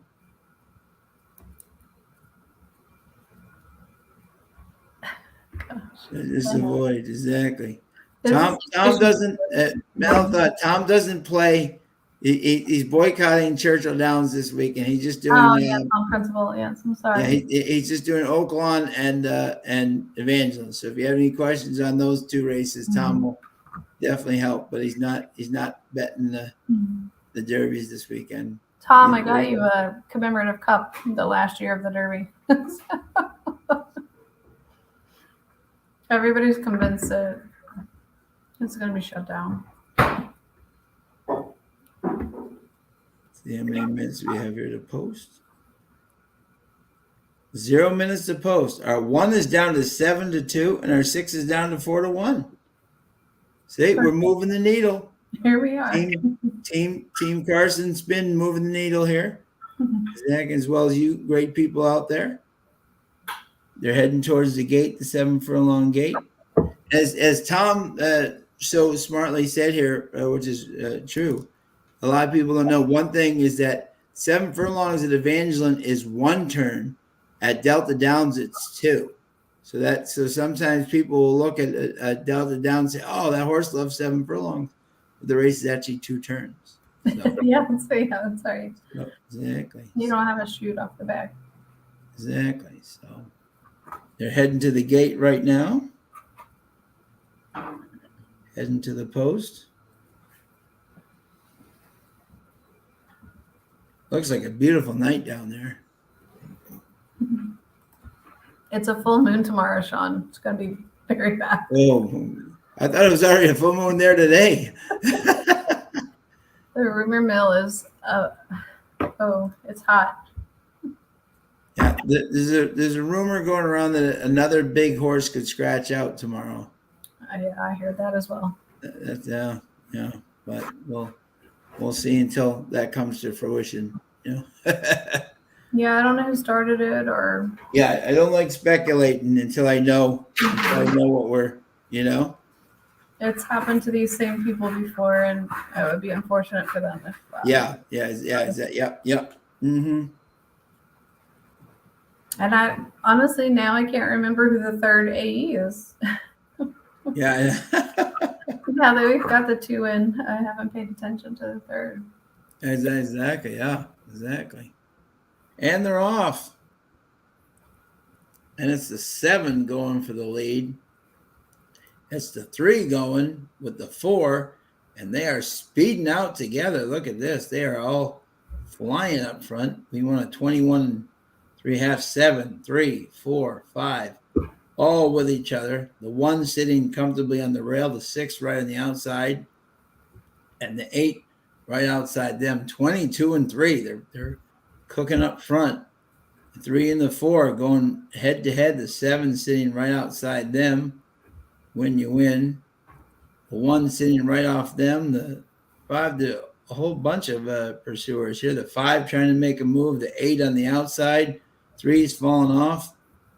45. They're flying up front.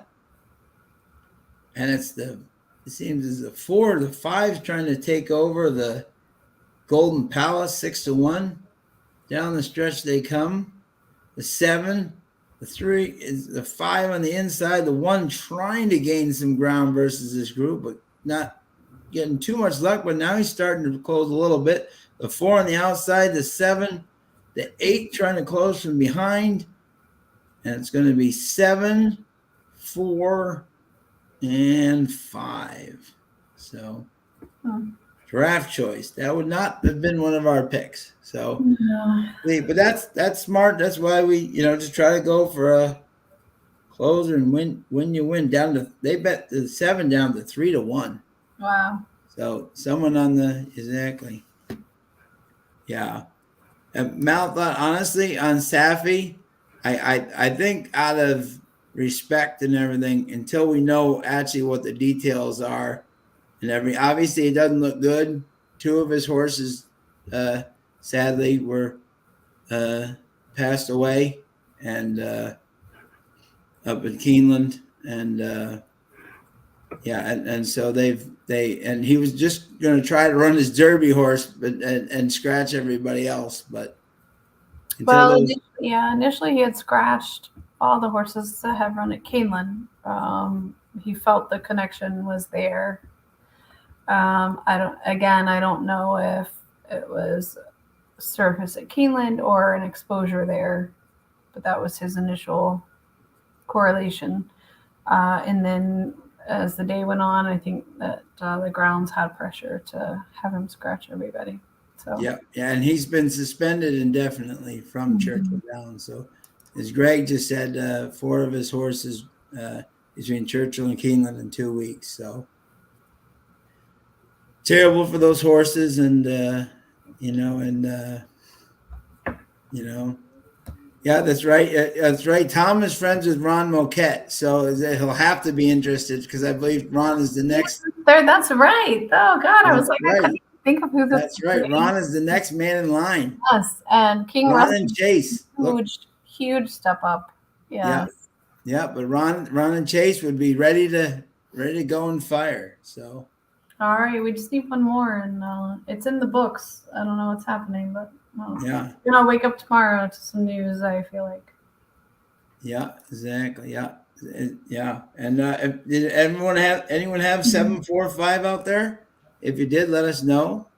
Congratulations. It was a tough race, but we're still doing good here, having fun tonight. Thanks to Marla's generosity, and we're gonna finish strong. So exactly, and we got our boy Kazushi in the race today, so I'm happy. So we're already winners. This has been a good news week, exactly as we like to say. Right. So, until today with exactly. So yeah, I didn't know about the 2 horses at Keeneland, so I'm not sure about Sappy's connections to the Keeneland horses. Yeah. Stop. Tom is basically a win exacta doubles guy, no long horizontals. Okay, yeah. I'm generally not a pick 4, pick 5 person. I have a hard enough time picking 1, never mind 2, never mind 4 or 5.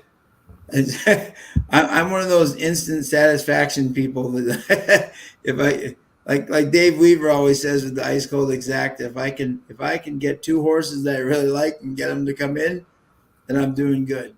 But I'll play pick 3s, but I'm generally not a pick 4 or 5 6 kind of person, but and if I like a horse with value, I'll definitely bet him across, but I'm not the type that if it's 2-1, 5-2, I just bet win in place. I'm not betting them to show because it's not worth it. But that's generally my kind of plane. Let us know out there what you guys like to do on the derbies. Tom was definitely yeah. Let me see here. Yeah. Abs racing. Okay, yeah. So sad stuff for sure. Condolences to all those. One thing, yeah, I like to only have one. What is he say? I like to only have one thing, one race needing to go right. Hey, nothing wrong with that. Exactly. The great thing about everybody's different, which is awesome. That's why they have pick 4s, pick 5s, pick 6s. Canada is funny because the pick 6 up there, nobody plays it. It's all Americans playing the Woodbine pick 6s. It's the running joke up there. Nobody plays the pick 6. Nobody. And it's an American bet made. It's rather interesting. And Derby exacta box 3, 5, 13, 14, and 15. I like that. I don't even know who those horses are. One is Tabit Trice. Oh, okay. It's like, yep, wait a minute. Exactly. The Forte. Lucky Angel of Empire. Lucky 13 is somebody I know. Yeah. Crap. Is that the kitty? Oh, Sun Thunder. I knew that one. He would be my definitely Sun Thunder would be my pick my what's his name? Rich Strike kind of horse that would just come out of nowhere and if there was one that I would pick, Rich Strike is and Sun Thunder would definitely be my horse to watch in there. He reminds me a lot of Cyclone Mischief, and they both have I just sort of like to watch them around people and how they move across the track and post parade and in the paddock. And I've gotten to see both of them pretty close up several times, and they're I don't know, you just kind of some of them look like maniacs, and you're just like, oh boy. But Sun Thunder and Cyclone Mischief just seem to have a little bit more age to them, even though they're obviously they're all the same age technically. So right, yeah, right. Tim says the Woodbine stewards are terrible. Yeah. Okay. You're probably not the only one who thinks that, but yeah. But exactly. To each their own. Exactly. Yeah, it should be a very interesting. Tomorrow's going to be wild after the scratch deadline. My goodness, I don't even know. Did I hear that Sun Thunder is entered in spite of Ken McPeak not thinking he should go? I don't think Kenny would say no to anything. Yeah. No, he just says yeah. Oh, yeah. Yeah, Ken likes running his horses, so I don't know where. It could be. It's very true. I had not heard that, but definitely possible. Yeah, exactly. Definitely, Tom. I can say this for Tom. Tom, if you did ever want to look at the Derby, some of the strongest horses in this race are coming out of Oaklawn. I will say that, and Fairgrounds. So I would definitely think some of the Oaklawn horses are going to be some of the stronger ones this weekend for sure. I know you'll be betting Evangeline and Oaklawn, but some of the Oaklawn horses definitely have a good chance. And Tim has what, 3, 5, 13, 14, and 15. Interesting. Let me see. Carson, that was my thought when I heard it. McPeak has met few races he didn't like. True. Absolutely true. Just look at Tiz the Bomb. He's still running. Don't know. Yeah, he's still running at Keeneland 2 weeks ago. Right. He can't beat anybody, but darn it, he's going to keep running. Exactly. I'm sorry, that's terrible. But yeah, goodness. Exactly. I mean, exactly. I didn't even see him run a turf, which is like where the track he won on. Not synthetic, right? Exactly. That's where he looked best. So I thought that was interesting that we didn't even see him on at Turfway. But you guys kept seeing him running on the turf at fairgrounds.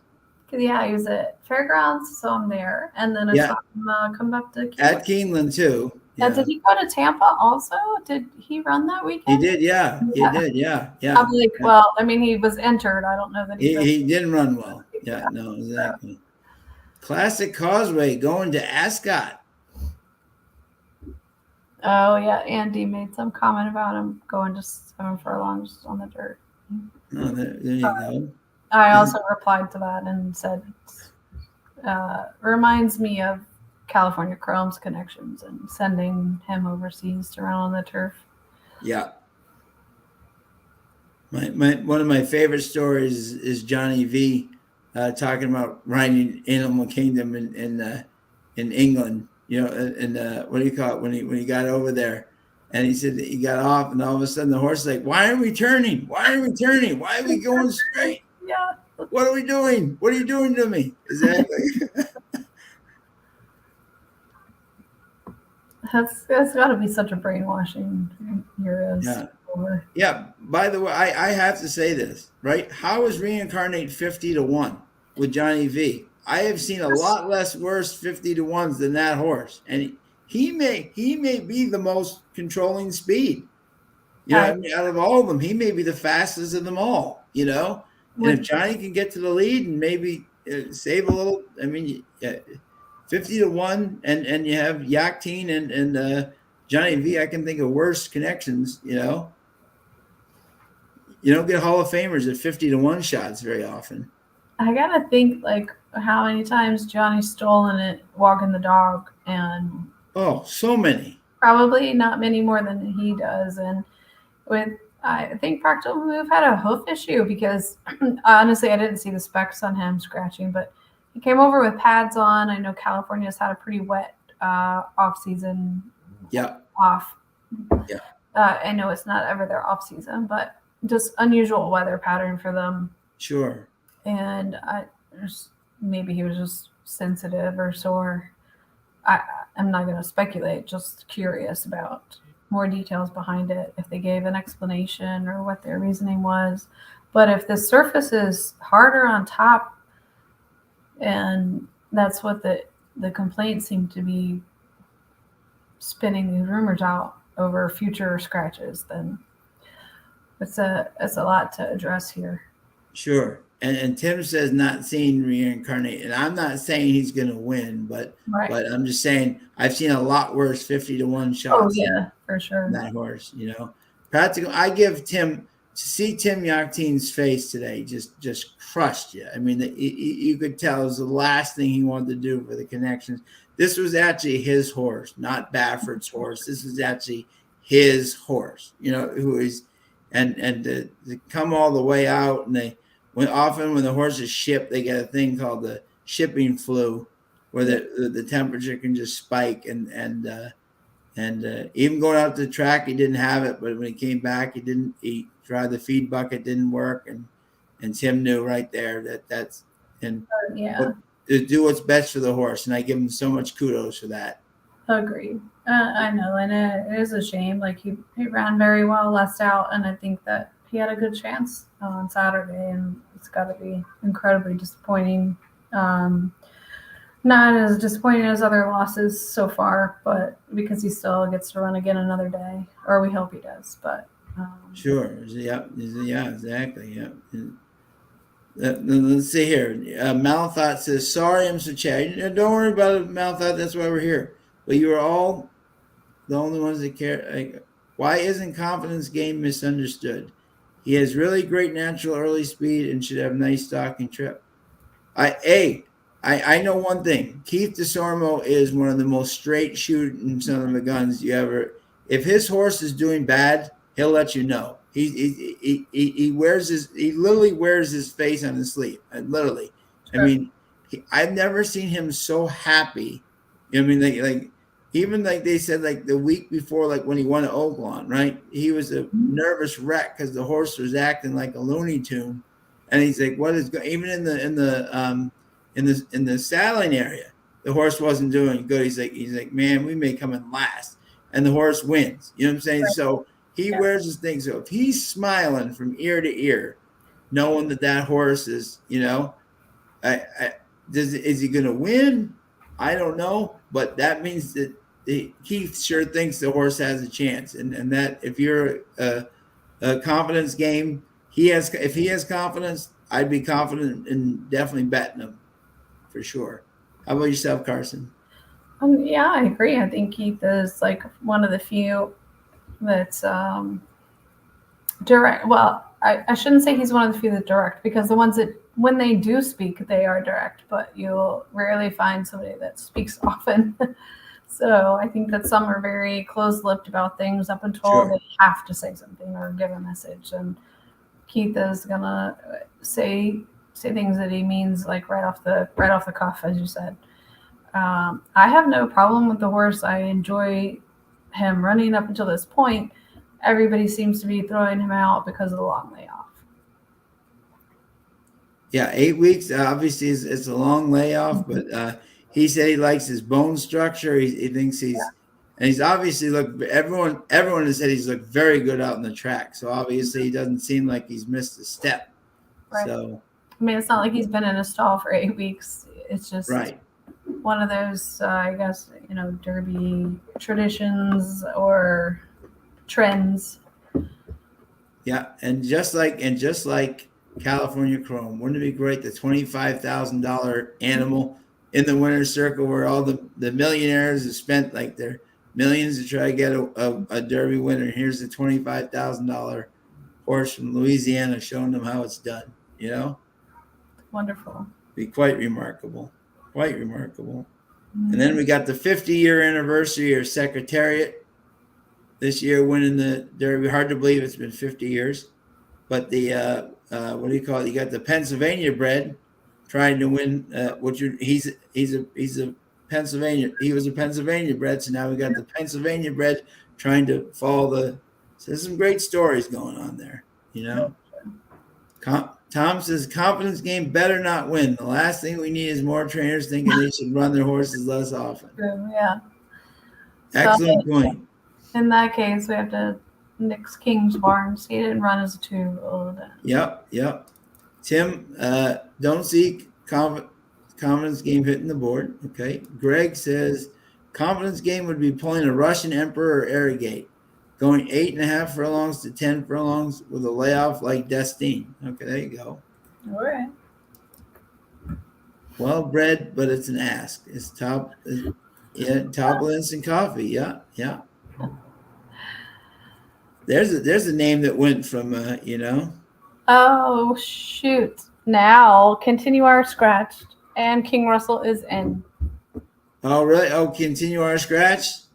Oh, and speaking of as a Japanese horse, oh no, Matt, what is going on here? But the good thing for Matt is that my boy Kazushi is coming to save him, because there was originally 2 Japanese horses, but now there's another Japanese horse coming in to save the day. Exactly. I have to pause for 1 second. If we do happen to bet on this next race, I'm all in on number 1. It's my friend's horse, Whole Lotta Mo. I love it. Not great odds, but we're in. Derma and Mandarin and the Exacta. Love it, Matt. Love it. Team Japan making a statement. And he's out of the 16 hole. So exactly. Stay tuned. These horses are coming in, and we're going to need some extra also eligibles here. We've run out of also eligibles, and it's not even Friday yet. So if anyone has some horses they want to nominate, we certainly may need them. But let's see how. But great to see Matthew DeSantis. Have to give you absolute kudos, my friend. You, Ombre, Colin. What an amazing Triple Crown season you guys have done with all the productions and everything. Absolutely top rate, top notch. He's got the Wolf of Oaklawn with him for tomorrow's card. He's got Sarah, one of the best in the business, on Saturday. Check that out. Check their picks out. They're fabulous when they do, and they will definitely help your handicapping greatly. So kudos to you 3 for the amazing, tireless job you guys have done in the Triple Crown. Unbelievable. So let's see how long we have here.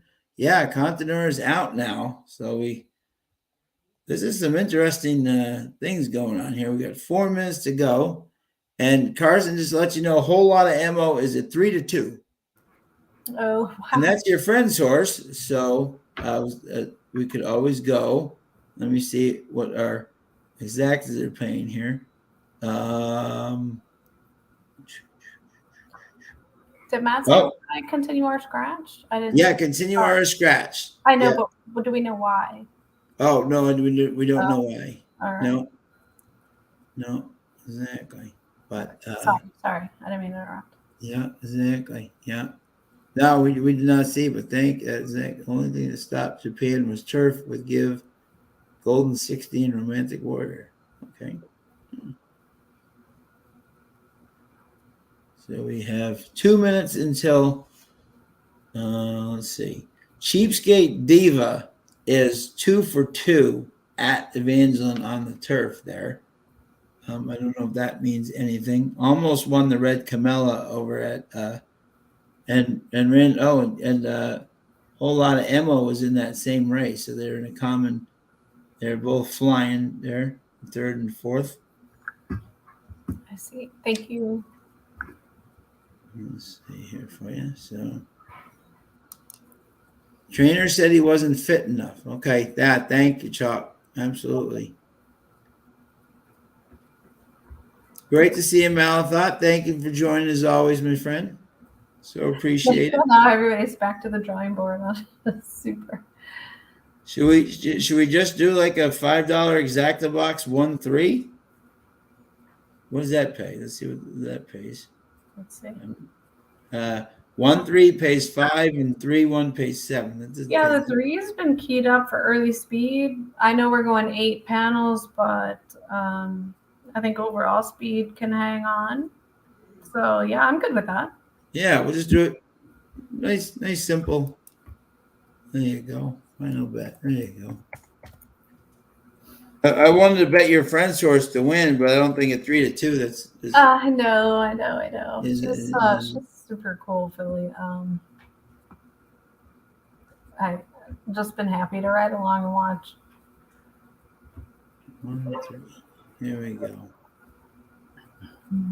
Yeah, we have a $5 exacta box 1-3, and just hope that the two of them can settle it out on the track. We're 0 minutes to post. They're starting to get towards the turf course, very slowly but surely. Thank you to everybody for joining in here.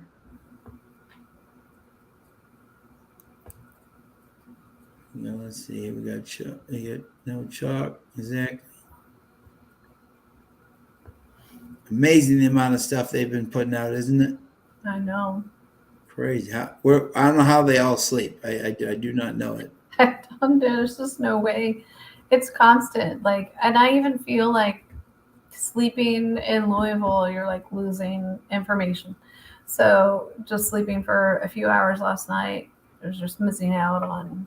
Oh, like this morning, missing out on horses getting loose in the track. Yeah. Just. I still want to know why those blinkers were missing. There's no way they came off just the blinkers with the rider. There has to have been direct order. Yeah, either he has way too much on his plate, or someone is really getting chewed out in the barn today. That's the only two things I can think of. I know. I just that's not. Tim here has the 3 to win because one of my favorites, Animal Kingdom. Yeah, they're both taking all the money. Winner of the Kentucky Derby. And I think it would be kind of cool if Norm won tomorrow. Yeah. Owning a horse training a horse for Masterson. Yes. After Tepin.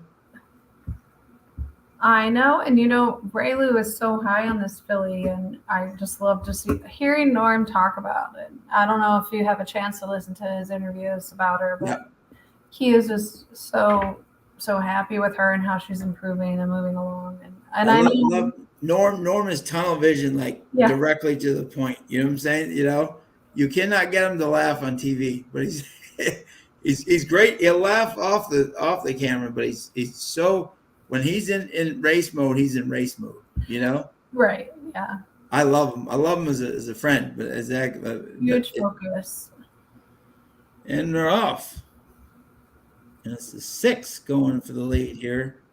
On the lead, that is World War with Joe Stokes going out for the lead. 6-4, the 3, Cheapskate Diva in second. 23 and 4, 23 and 2 is the first quarter. World War on the lead with Joe Stokes. Second, going to overtake him is the interesting Marquez took him off the pace a little today. And then let's see here. And then let's see. And then so the 3 is still leading on the lead. The 1 trying to come from the back. The 6 is coming. The 4 trying to get up to the 3. We got 47. The 1 trying to close from the back. Yeah, she's a big closer. Coming around the stretch, the 6 trying to get to the 3, but the 3 is still in the lead. 111, 3 trying to gut it out wire to wire. The one's 1 way trying to sweep up from the outside. Come on, honey. 6 Get up trying to. there. 1's Get up there, trying, baby. 2's trying. Get up there, girl. On the stretch. Come on, 1. Come on, 1. Come on, 1. Come on, baby. Here comes. Get up there, Here honey. comes your horse. Yes. Here comes your horse. Yes. It's 1-3. There you go. Beautiful. So fun. Sometimes an exacta just works the right way, you know?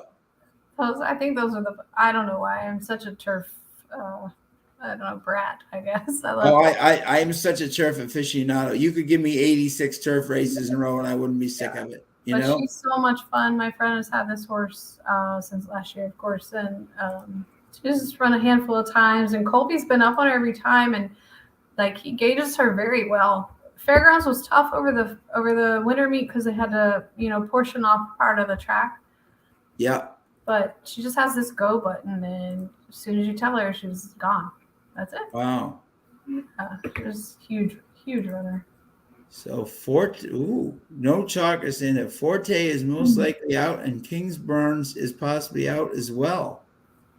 Whoa. I don't know what's going on. Everybody's very unhappy with the surfaces, and this is just going to give fuel to Safi's argument about it. Yeah, no, absolutely. Yeah. I don't know if this is just today has stirred up a whole bunch of stuff, but if we're just getting down to a bad surface after working and 5 days of actual racing, then it's not good. Yeah, no, that's not good at all. On our biggest week, I think tomorrow morning is just going to be really rough and heavy. Yeah, it's going to be a mess. Yeah, and I do give some kudos that people are putting the animals. For sure, yeah. It should always be, and the sad thing before, it hasn't always been the animal over the. You know what I'm saying? Like at least people are now starting to get smart and they're taking care of their animals, which they should have done all along. Which if you don't feel safe in them, I it's a shame, but I so exactly that's a tough one. But thrilled for your friend. What a performance there, huh? Yes, I know. I'll be happy with what just happened in the immediate present and message. Right, yeah. Just ran huge. What a good little girl. Ran huge, which is great. Yeah, Kings Barnes, I just don't know. I think that horse may have just as much talent as everybody else, having been around him. But I just don't know if he's seasoned enough versus he hasn't had enough races versus this group, that Louisiana Derby was so. Forte stumbled today and hurt his foot. Ooh. So people were suggesting rumors of a bone bruise or I guess. I guess, subsequent abscess from perusing, but I don't know where we're getting it. Are we getting it on the surface back to the barns from the track? Are we getting it on the track, on the outside of the track, leaving the track? Yeah. Everybody seems to be very unhappy with the surface. Yeah, that's what I've heard. It hasn't been the best. Yeah. Mm-hmm. Bango still likes it. Is it? Yeah, Bango. Bango out of it today. So yeah. That horse will run on anything at Churchill. I know. He loves Churchill. I think it's 9 o'clock, the deadline tomorrow. Or yeah, it is. Yep. And I think the next 12 hours are going to be pretty. Can we invent also eligible horses? Like, can we? Yeah. We'll just have a digital derby again, like we did. No. Yeah, exactly. The last time we had a digital derby, we ended up having a baby. So no, we have to have an actual derby. No. TMI for Veto. TMI for Thursday. Well, we'll have to be at the derby to avoid. Right. Too old for that. Too old to be a broodmare. So. Yeah, that's awesome. Oh, it just is rough. But like these other horses that come in, like let's take for the most recent example is this flight line. It just rarely ran. He overused himself. They didn't run him as a 2-year-old. That's why he didn't qualify, couldn't get to the Derby. Then ran a handful of times, and then he's out and he's in the Hall of Fame or whatever, supposed rumored in the Hall of Fame, like all of these suggestions are. But Horse of the Year, nonetheless, Longines Horse of the Year, Longines, however you want to pronounce it. And if that's the way you can run them and win and retire and get these huge stud deals, what's the fucking point? Excuse my language. Right, yeah. Why are we even pushing them to do this? And if that's how you're going to backwheel the industry, then I think that Churchill needs to look at that and see, like, well, okay, where can we go from here? What are you going to do from here? Right. The other thing is too, and I always say this too, is that people have got to remember this, and this is such a valid point. Mm-hmm. Churchill Downs is run by casino people. They're not horsemen. They are no longer horsemen. When we used to always go to the Derby all the time, and like they were true horsemen in there. And now it's all a casino. They only care about casinos. If they didn't have the Derby, they would probably pull it. You know what I'm saying? Exactly. I mean, so the Churchill Downs people, they are not horse people. And anyone who thinks different, I mean, obviously some of the operations people are, but I'm just saying they're high ups. Churchill Downs Incorporated does not care about horse racing. They're casino people. Mm-hmm. Arlington would still be in existence if they, we stopped going to the Derby the day, Tom Meeker, who was a great friend of my dad's, when he retired from Churchill Downs. Dad said this place is going the wrong way. And ever since he's been gone, it's been the complete wrong way. It's all about the slot machines. Yep. And when was the last Derby I went to? It was 94 Go for Gin. Exactly. And that's when I haven't gone like 20 something years. Exactly. But I love watching at home. But when Tom retired, we're like, no, this place is going the wrong way, and it's unfortunate because Keeneland's such a beautiful, beautiful track. And you know what I'm saying? But Churchill, it's all about the slot machines, and we're finding that reality more and more, That's true. Yeah, we talked to a bunch of people today, and you grow up with this like picturesque ideal of, oh, this is the goal, this is where you want to go, this is your bucket list, and then you get there and you're like, gosh, this feels so very corporate, and like I'm at a college football game, or not even that, like an NFL game. Like they know what they're monetizing, and like I get it. Like you have this huge money maker, and why stop now? Yeah, but I feel terrible for the people going to the Derby for the first time, and then they see these animals, and then and then of course the reality is we're a breeding thing now. We're not a running thing anymore. Mm-hmm. So don't hurt the animal that could make us, 80 babies. You know what I'm saying? So if anything's wrong with it, out. I see that. Yeah, which is not to like discount. Okay, are you preserving the horse for the horse, or are you preserving the horse for yourself? Yeah, yeah, absolutely. I mean, the worst thing ever. I'll never forget this is when they announced that Audible would not run in the Belmont versus Justify. So wait a minute, you're taking your 3-year-old, there's probably the second best, out so that your number one horse can win and can win the Triple Crown. Is that best for racing or is that best for you? Which one is it? Yeah. So I mean, so it's an interesting. I was like, okay, this is where we've gone now. Yep. Here we are. Exactly. So, congratulations, my friend. We made money again. Yes. They're nice, exact indeed. So good job, and your friends. Round of applause for your friends winning that race. Yes, I'll have to message Steven. Yes, that really closed very, very quickly there. I for a second didn't even know if the one, and then all of a sudden she comes storming down. Yeah, she comes out so wide, you don't think she's gonna get. No, exactly, but she mowed them down. So we are 14 minutes to the last race. And let's do a check on what race. Charlestown must be on like race 3. Maybe They're on race. They're 8 minutes to race 6, which means they have about like an hour and a half, 2 hours to go. Exactly.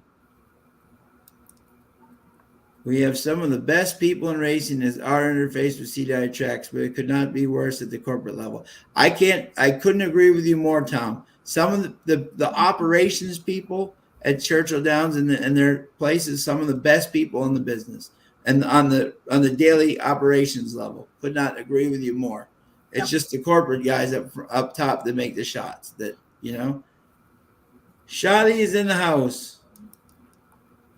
Popping in to convey my sorrow for practical move scratching.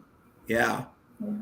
That caught a lot of people by surprise, Exactly. And then now, Carson, what do you think of Skinner?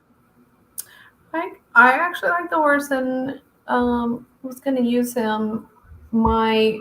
So the other night, I think it was Caitlin that may not have been the other night, may have just been last night, posted, what are your Kentucky Derby hot takes? So my hot take was all Pletcher and Cox off the board. And people are like, no way, you're insane, that's crazy. And Sure, now, yeah. if all these horses are scratching that they say are going to scratch, and Sure, yeah. not that way. So with the initial field, I had, I believe, Skinner, Two Fills, Tap Tries. No, actually not, because that's a Pletcher. I apologize. Skinner, Two Fills, Derma, and Confidence Game, I think. Yeah. I'm sorry, I can't remember exact details, but and then now all these scratches keep coming out, and it's just like when it rains, it pours, and now it looks like that could be very possible that all of them are off the board because half of them will be scratched. So yeah, that was Tom's his favorite hot take of the thing. And not that I'm rooting against them. It's just, I just didn't feel like that was neither a good betting standpoint monetarily, and I would just really love to see him sticking to it. So I would love for Dharma to get up there. I'm so happy Mandarin Hero drew in, so I would definitely include those in my top. Yes. I really loved King Russell in the Arkansas Derby. He ran super huge. He stepped up big time. This horse is incredible to look at in physical representation. He's just amazingly fit. I know they all look great. None of them take a bad picture really. But he just seems to have a really good mindset. And I think Cyclone Mischief just has very good, like I said earlier, he just seems to have a good presence about him. And everybody wants to knock Dale, but he never takes the easy route to the Derby. No, he does not. No. To Florida, he runs in the Florida Derby. He runs Florida all winter. Excuse me. Right. Yeah. So I'd also include him because he didn't run a bad race against Mage and Fortune. Sure. Yeah. No, absolutely. Tim is asking what happened to Lord Miles. He got scratched today, Tim. Yeah, All of Safi Joseph's horses have been scratched this weekend. So Lord Miles is out of the Derby. Yeah. Initially, he was only scratching his Keeneland stabled horses that shipped over. And then Churchill Downs had him scratch all of his entries. And he advanced until results. Yeah, exactly. So he will be out. So stay tuned. This could be a field of 6 by the time we get to the we could get to Saturday by 6 o'clock. We could have 3 speed horses and so we'll be used to that, and we'll have good practice from absolutely on Evangeline. But see, it just proves the ladies are stronger, and they're right. So they're all sticking in the race, and the boys are just wimping out. It's possible. Yeah, I mean, we could see Hoosier Philly show back up, right? Yeah, right. You could, yeah, exactly. Yeah. Did either of you hear about? Yeah, Continuar is out, Kevin. Yeah, Ted, yeah. Yeah, and King Russell is in now. So the Chance Run show is coming to Louisville and the track near you. Exactly. So that would be exciting for Ron. Ron never won. That would be exciting for both him and Chance. It'd be very, very happy for both of them. Great people. Very good. Exactly. So we have 10 minutes. We're already to the last race. Exactly. 9 minutes to post. The favorite is 4 to 5 is Through the Cracks. Elio Barrera. Yeah. And Chase Potner. It looked very tough to beat here on paper, actually. Yep. But, any pedigree things here? We got an Ends of Mischief baby. I think the 6 here, I don't think looks terrible, but not much better money-wise. He's drifted up a bit. We're 5-2 now, I think. Yeah, Ben Julius. Yeah, out of American Freedom, Pulpit. Yeah. Alan Landry, Joe Stokes. And we got Abby Dabby on the outside. Came in third in her debut in the mud. The Drosselmeyer Damsire. That's pretty interesting. Yeah, there you go. Cynthia Morel, 1 for 25 on the year. The 6 is 2 to 1. Mm-hmm. The 7 is 4 to 1. The 3 is even money. Yeah. And everybody else is 24 to 1, 16 to 1, 24 to 1, 11 to 1. Lacey Star. Mm-hmm. That would be so Delstead with Ronnie Everett, but not moving in a great direction. Well, I guess I don't know. Yeah. 7th of 10, then 8th of 11 on this track on 6th, and we're going to 7. I can't remember, Shai, if the 23 and 24 have ever been used. I can't remember that, to my knowledge, and I don't think the 23 and 24 have ever been used. Yeah. That will be a new one for me, for sure. If Forte scratches, who's the new favorite, Tappa, Trice, or Angel? Oof. Well, believe it or not, I do think, right or wrong, I do think Derma will get a lot more play than people think, the Japanese horse, especially with like the defections of Forte. I think he'll be right in that mix too. Yeah, are we talking like post-time favorite, or are they going to the morning line with? Probably, yeah, that's a good question, actually. I think maybe Angel, maybe. I don't, that's a great question, especially if they scratch, Kingsbarn scratches, You're taking a lot of speed out of the race, that's for sure, with Kingsbarns out of there. And if both of Todd's other entries do scratch, like the rumor mill is implying, then I would have to think Tappa Trice would be your favorite if that's his only entry.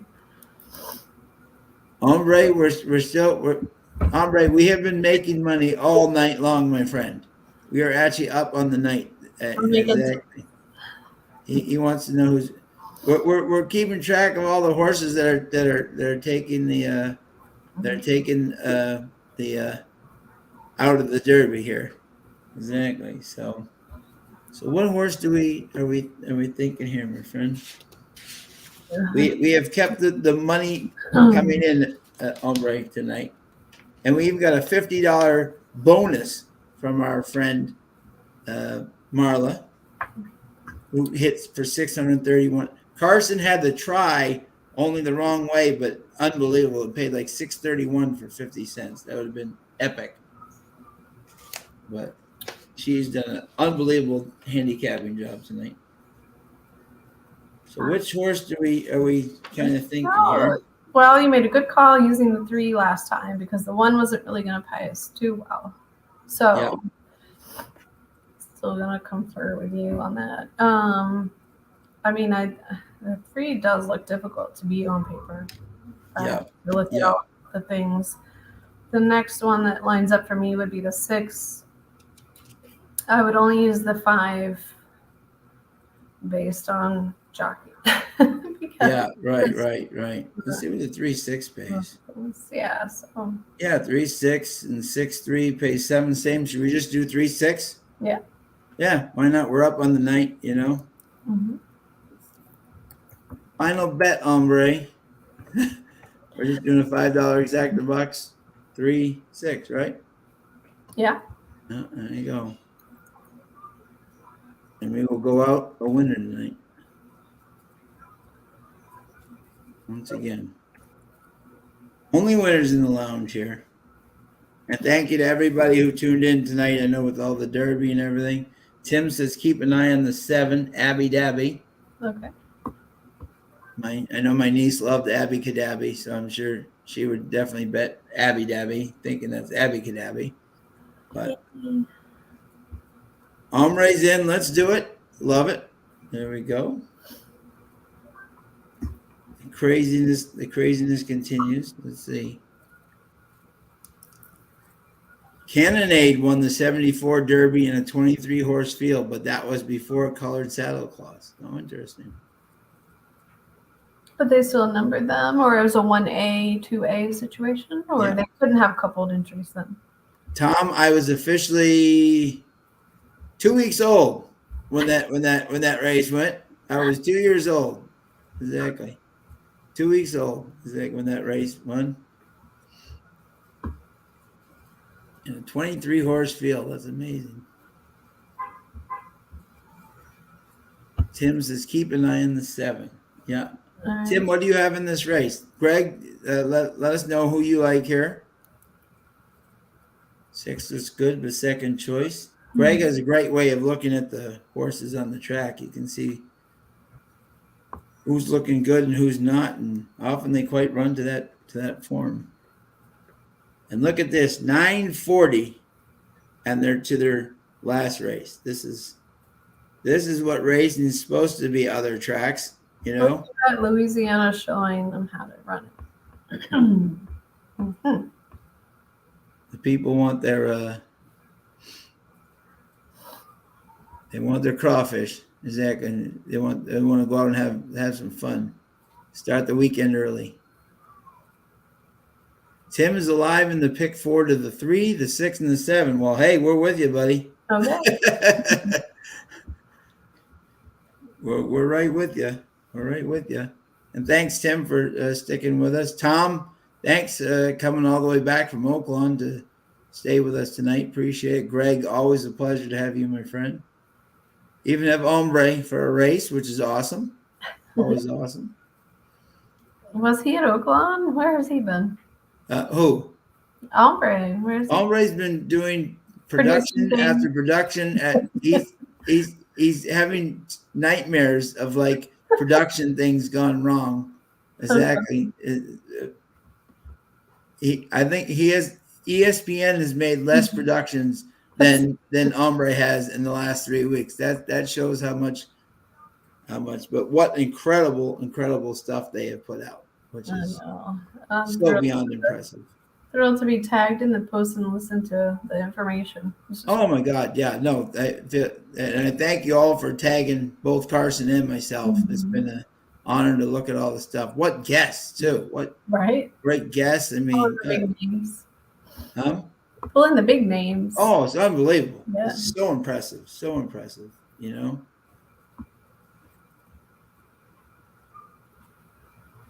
Only 21 numbers. Wow. Yeah. Oh, they had the couplings. Yeah, they had entries back then. How the times have changed. Well, let's see here. We got 0 minutes to post. They're heading towards the post. Right. 9:41, and then good call. Yeah. So it's going to be a fun weekend, for sure. It's going to be an interesting weekend now. As you said, full moon tomorrow, and they're living up to that expectation. The full moon rises tomorrow morning. And kudos to everybody out there. Kudos to my friend Carson, who has laryngitis and is stuck with me throughout the whole show. Kudos to you both. I know you're both at the track all day, so. I got the 1-900 points going. Thank you, Marla, for the 1-900 tip. Yeah, unbelievable, Marla. Thank you. Exactly, yeah. But yeah, we're all going to wake up tomorrow to some big news. I hope the goes less dramatically than the morning. Oh, absolutely. Yeah, because you're right. 9 o'clock is the deadline. So yeah, we're going to reset the line, scratch deadline, reset the morning line. I think they're going to have to reset it. Oh, they're going to have to. Yeah, this is a whole different, Yeah. So that would be not. I remember, just a few years ago when Omaha Beach Scratch had changed everything. Oh, it was unsettled. I was devastated. That was Rubiano's grandson. I was ready, and then all of a sudden for him to I was devastated.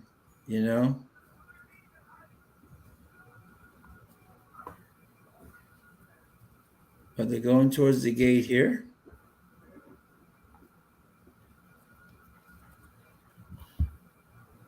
Let's stay here. Thank you again to everybody coming in tonight. Always great to have you. This is the longest walk. This is like the turf course at Tampa going up to the chute. I know. By the way, very happy to report that our boy Pablo Morales is on his way to Presque Isle to ride, which is great. He's doing awesome. Yeah. He's doing fantastic. Was doing jumping jacks like a maniac the other day, so he's back.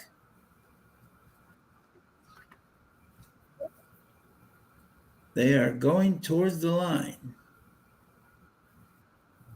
here in the finale.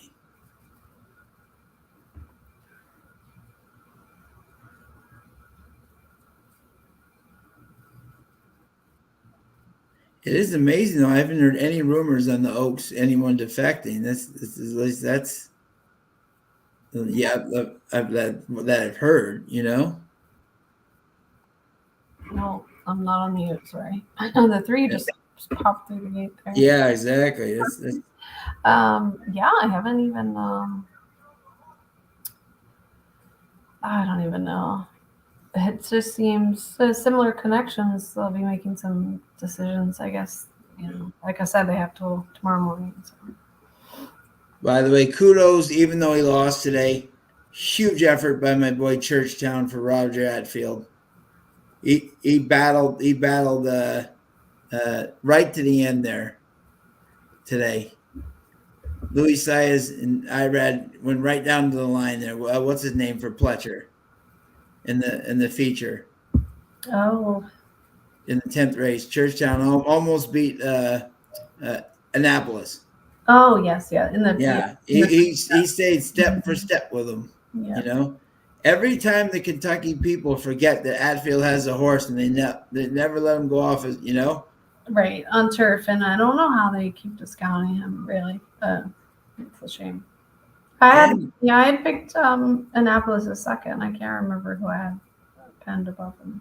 Yeah, but every time the Breeders' Cup, both Shakespeare and Space. Nope, exactly. And they both come in, second and third. and they're off. And it's the 6, Min Julius going for the lead. The 2, Secret Moment, 38-1. Abby Dabby on the outside third. Then we have 60-1. Who's that on the coming around the turn here? We got the 2 at 38-1 trying to take them. Is the 3 on the inside? I think that's the 3 trying to get the lead. Who's that on the outside? This is 7. The 6 is fading.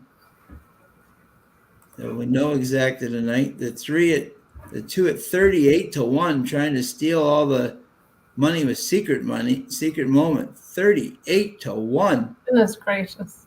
Trying to pull a shocker here.